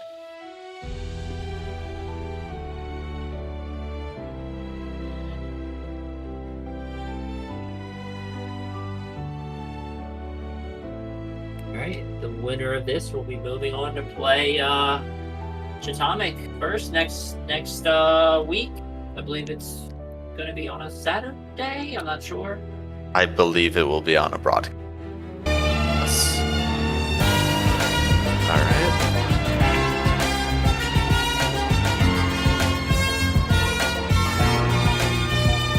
Just got a confirmation from players that they're ready. Ready? Go. Yep. And ready. There we go. Here we go. Winner into top 4.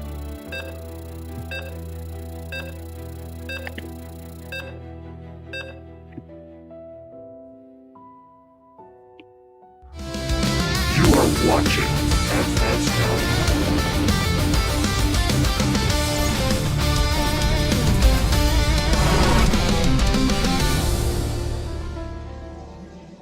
Alright, in the top right, we have the green Protoss player. His name is?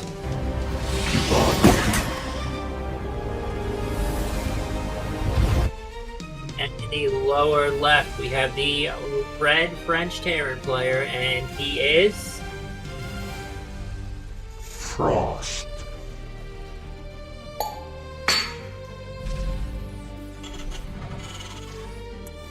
Yeah, crazy that these guys were able to even up that how close the series is. I think that game 1 was just an off game for Cubano. Like, I don't think there's any reason why the upgrade, the Twilight Council upgrade needed to be that late. And I think that was just an auto reason.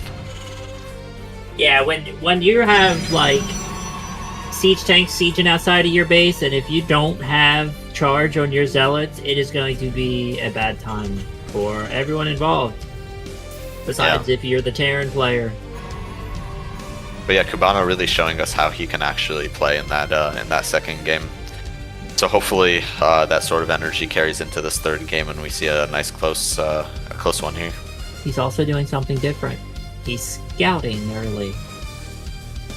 This is the first time he's actually sent his probe across the map to scout early. He does make it up to the building SCV. Never mind, he stopped. Yeah, nice little 9-volt love tap there.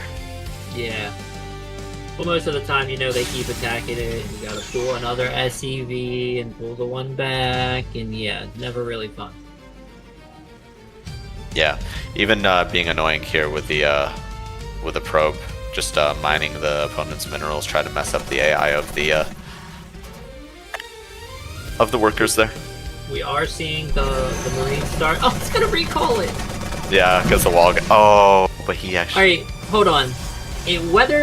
Would that, in a world where you recall that probe and it does get out, I still don't feel like it's worth, because it's the same energy as a Chrono. So you would get way more value from the Chrono, correct? I feel like that's right. Obviously, you have to spend. Recall? Okay. Well, no, I think it's better. I'm inclined to say you should save it for the Chrono, but considering that there's always grandmasters in Twitch chat, why don't we ask the Twitch chat? the probe's 50 minerals, but if you Chrono, you could Chrono 3 probes out for half the time, so it's like 1.5 probes to 1 probe. Yeah, maybe my math's off there, but yeah. It's better, so we have someone in the chat. It's better to recall from my discussion with other Protosses. Okay. There we go. Okay. I guess it's because you would have to spend the money on the probes anyway. I don't know. Yeah. He does see this Stargate. He's the second Nexus. He was able to get a kill with that Reaper, so that's always +1. No, he got 2 kills with the Reaper. Sorry, he got 2 probes. That's a very good start for Frost in this game. Doesn't seem big, but when you kill 2 probes and there's only 22 on the map now, you basically killed 10% of the probes. Math. Yeah. And once again, we're seeing the same opening from Frost here. The triple Reaper Hellion. Yeah, that Stalker's fully surrounded right here, and it's not like it doesn't look like it's gonna get any picks right there. But here comes the Oracle. And the Oracle does get picks. Now that is not a 9-volt battery. That is, I have no idea what powers an Oracle, but it is painful. Yeah. He turned off his, I like that though. He realized he wasn't going to be able to catch him, turned off his lasers to try to start recharging. But man, if he's, okay, I love that. He gets the energy recharge now, but at the same time, these phones are in trouble. Yeah, the Adept is there. The Adept was firing, but no longer is right now. Okay, the rest of the units start moving. Him and his Phoenix control, he's got insanely good Phoenix control. And we see Cyclones coming out now for Frost. I think he realizes he's going to need to play Cyclones against these Phoenixes. Yeah, the first Cyclone is out, just defending against a potential Oracle.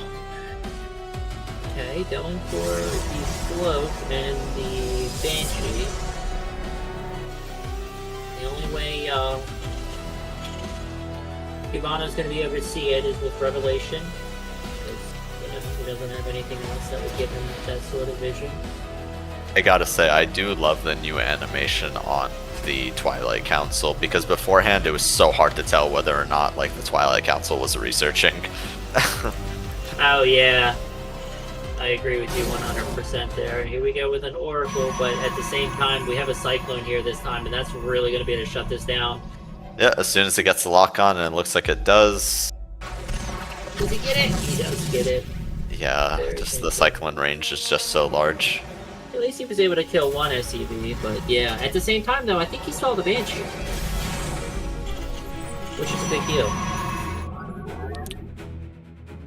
Yeah, should tip him off as what's going on, but Cubano already has a bunch of Phoenixes. As long as he has detection for the Banshee, I think he's got a perfect solution here.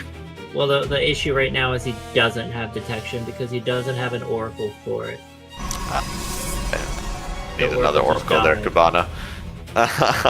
Yeah, he's going to need to build another Oracle, but here we go. At the same time, we got 4 Phoenixes coming in. They're going to start lifting stuff, and oh, he's going to be able to get on top of Banshee!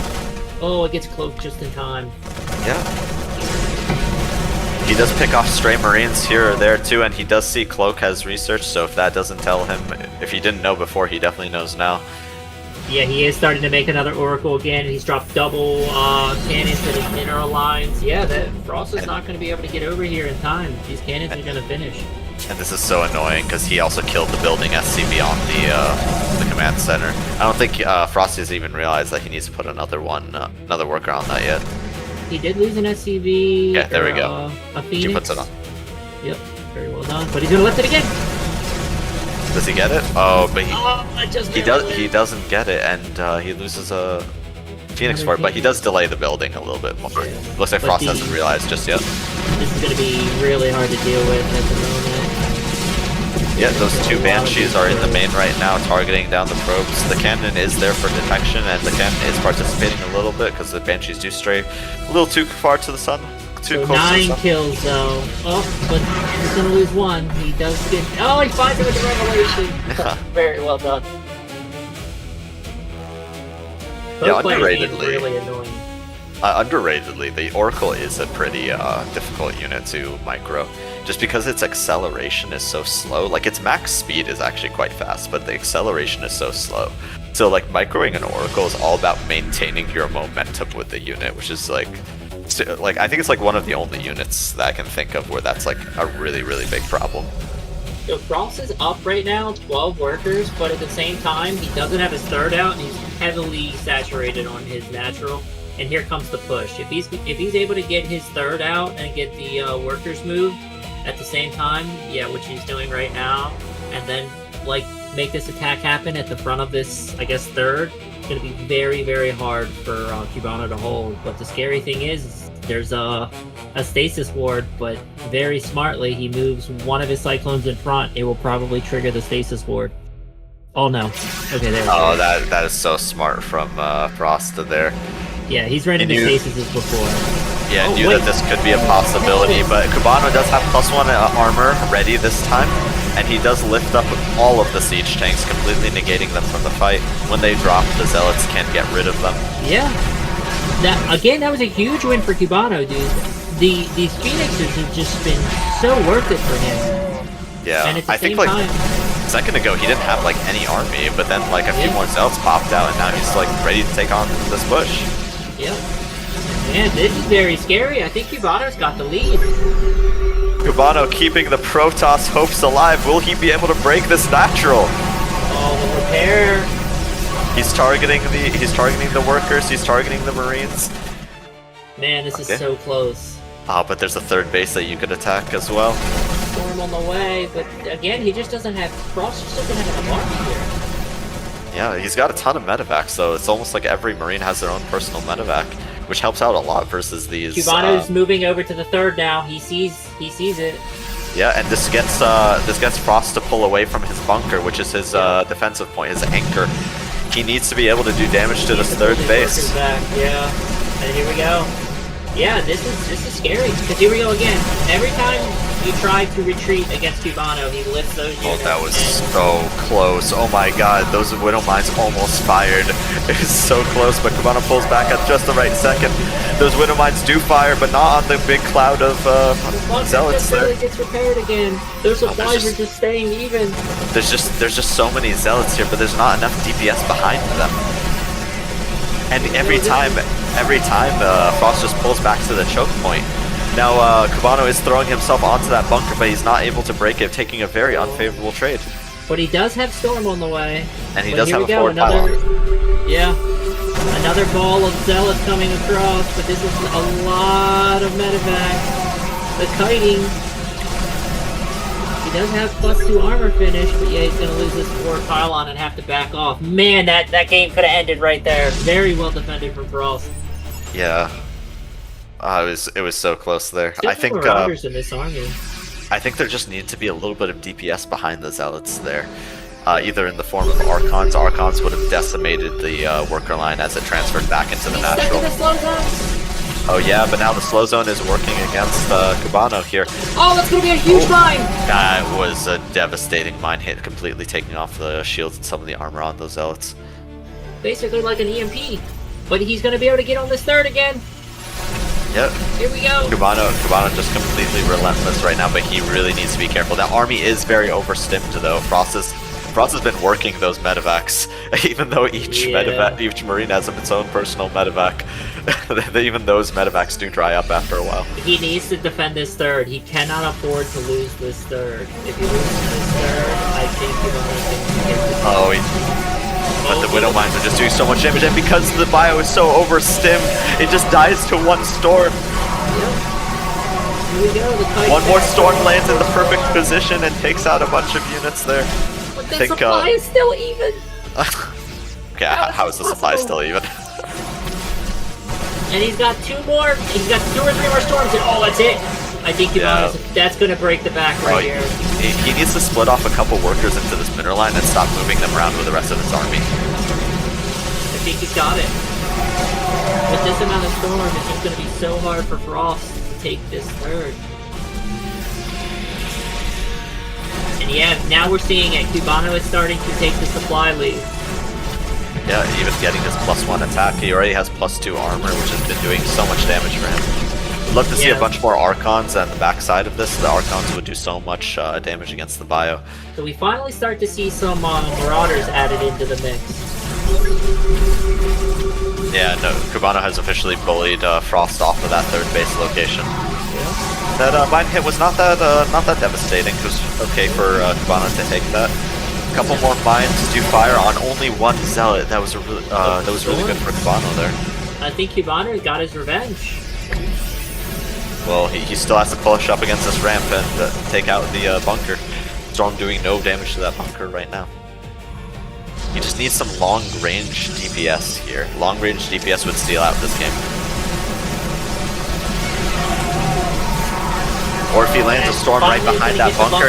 Yes! Yeah, landing a storm right behind that bunker will zone out the units, and then he can take out the bunker. Now he can press forward and take out the rest of the units behind there. As soon as he gets on top of these units, it's game. That's exactly what he did. The workers are being pulled. Definitely not a great place to be. Storm landing on the heart of the bio right now, taking out the medevacs. Oh, but how many workers was lost in that last attack? that Archon's gonna live. Ross didn't see it. Oh boy. But he's gonna be able to shut down this 3rd base He's gonna regret that. Yeah, I think that was supposed to be the 4th base.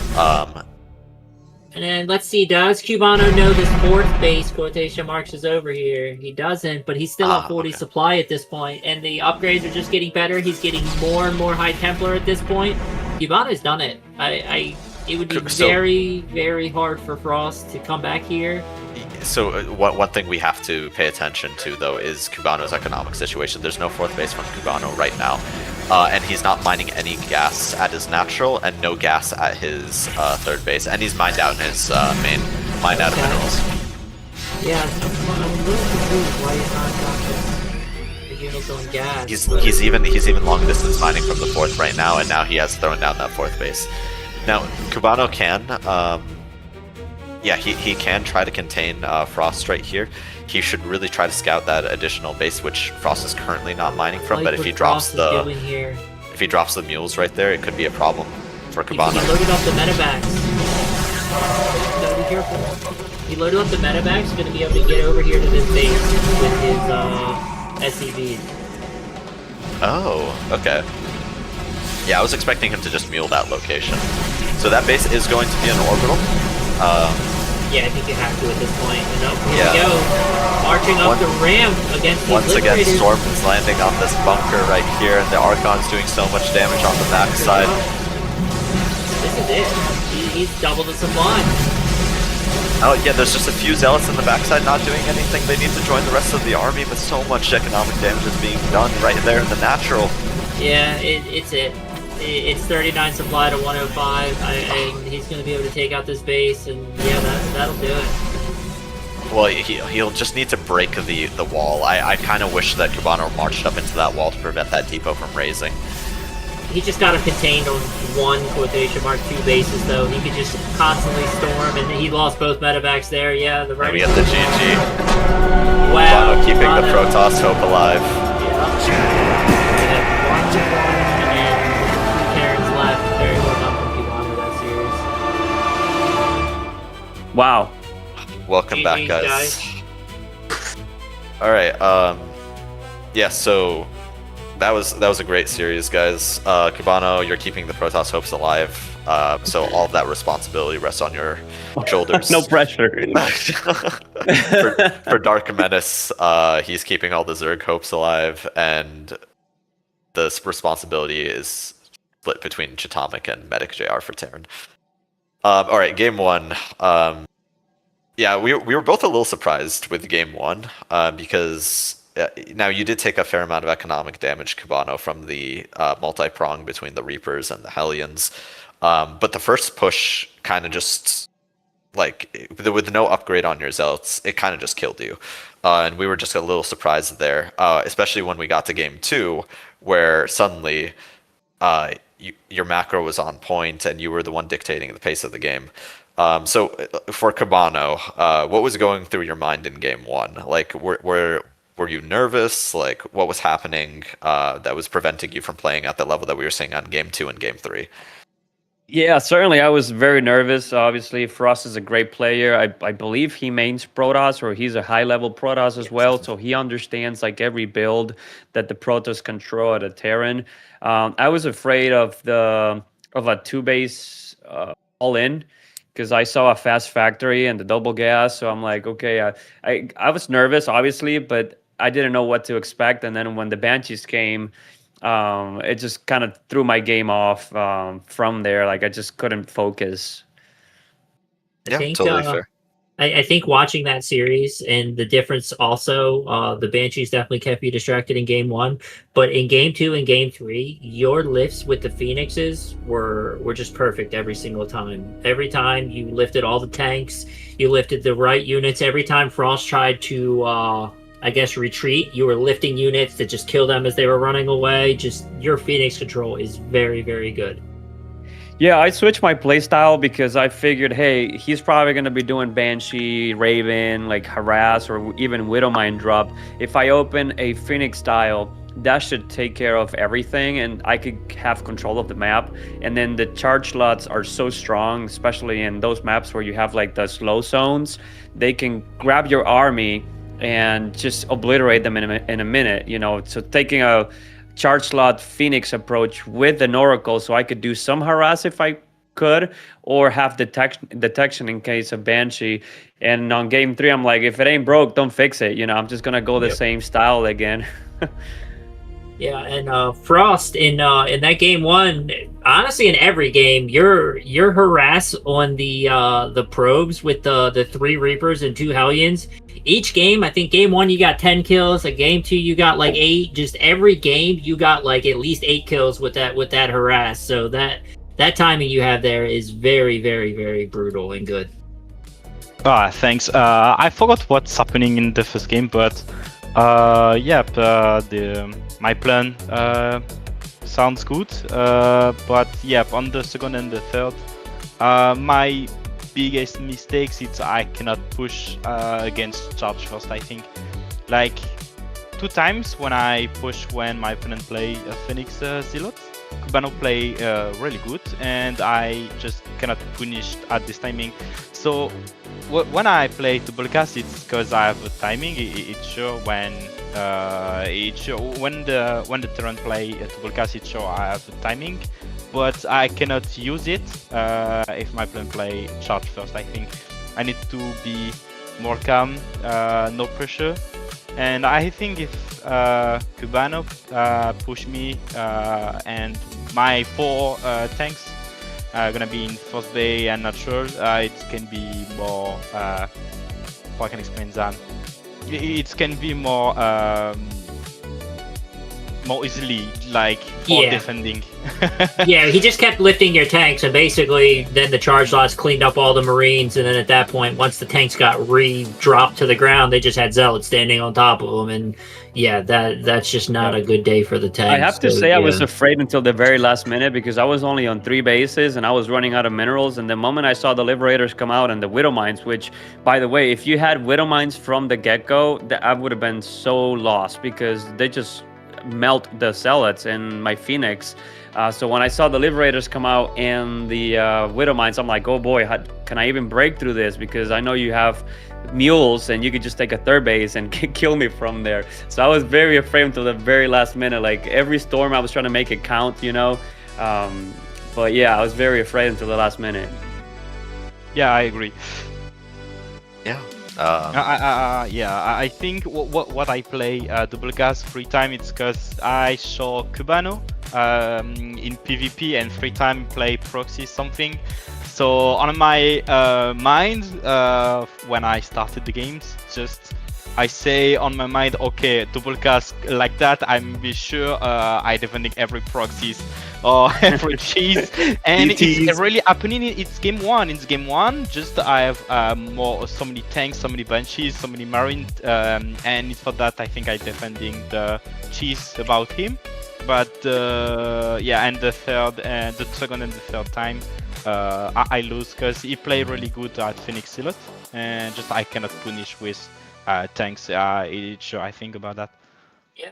Well, GG's to both of you. So yeah, GG, looking at the Cubano. bracket here, Cubano is going to move on to play Chatomic. I believe it's next Saturday. Can we get a confirmation on that? Next Saturday will be it? It should be the 29th. Okay, yeah. Oh, sorry, Sunday. Yeah, Sunday. Oh, it is Sunday? Yeah. Okay. Yeah, so basically next weekend, Sunday. I just wanted to make sure. So, yeah, Sunday the 30th, our first match will be Cubano, the Protoss Hope against Chatomic. And the winner of that will go on to the grand finals to play the winner of Medic JR against Dark Menace. So, Cubano, you have some fans in our chat. It's like SC2 says, ask Cubano to stream a bit now, please. I wanted to see him play some ladder. With the hat. I've been here like since noon, like 4 hours first casting, and then playing. So I'm very tired. My family's waiting for me, so I will not be streaming. Maybe later today. Maybe I'll turn on the stream.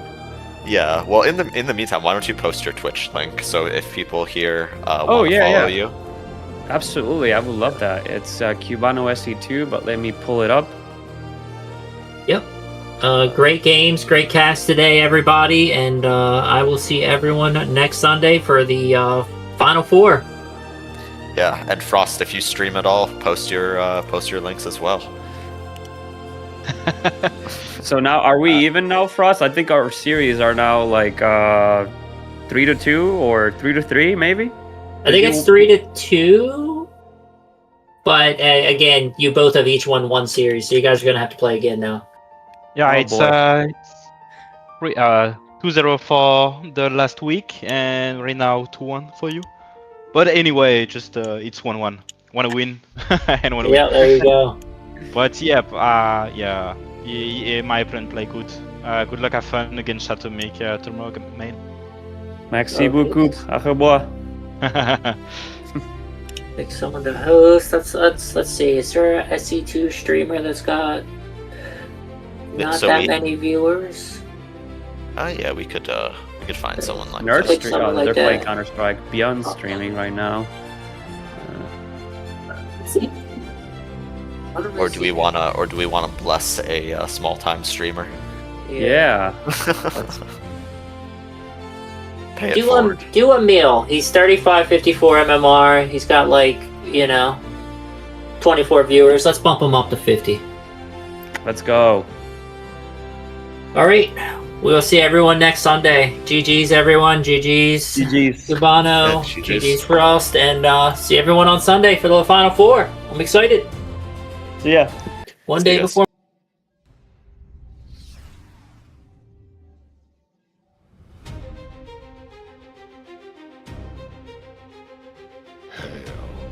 It's about time.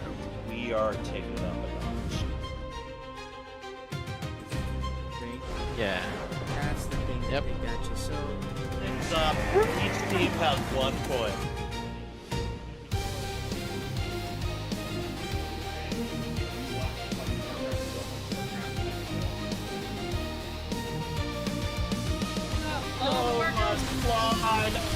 Oh, 10 workers still down. Mine on the dash. I like the idea. That is a very saturated mineral line.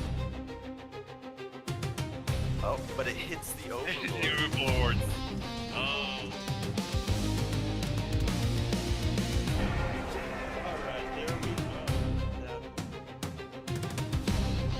Yes, I've been practicing with those for the last week.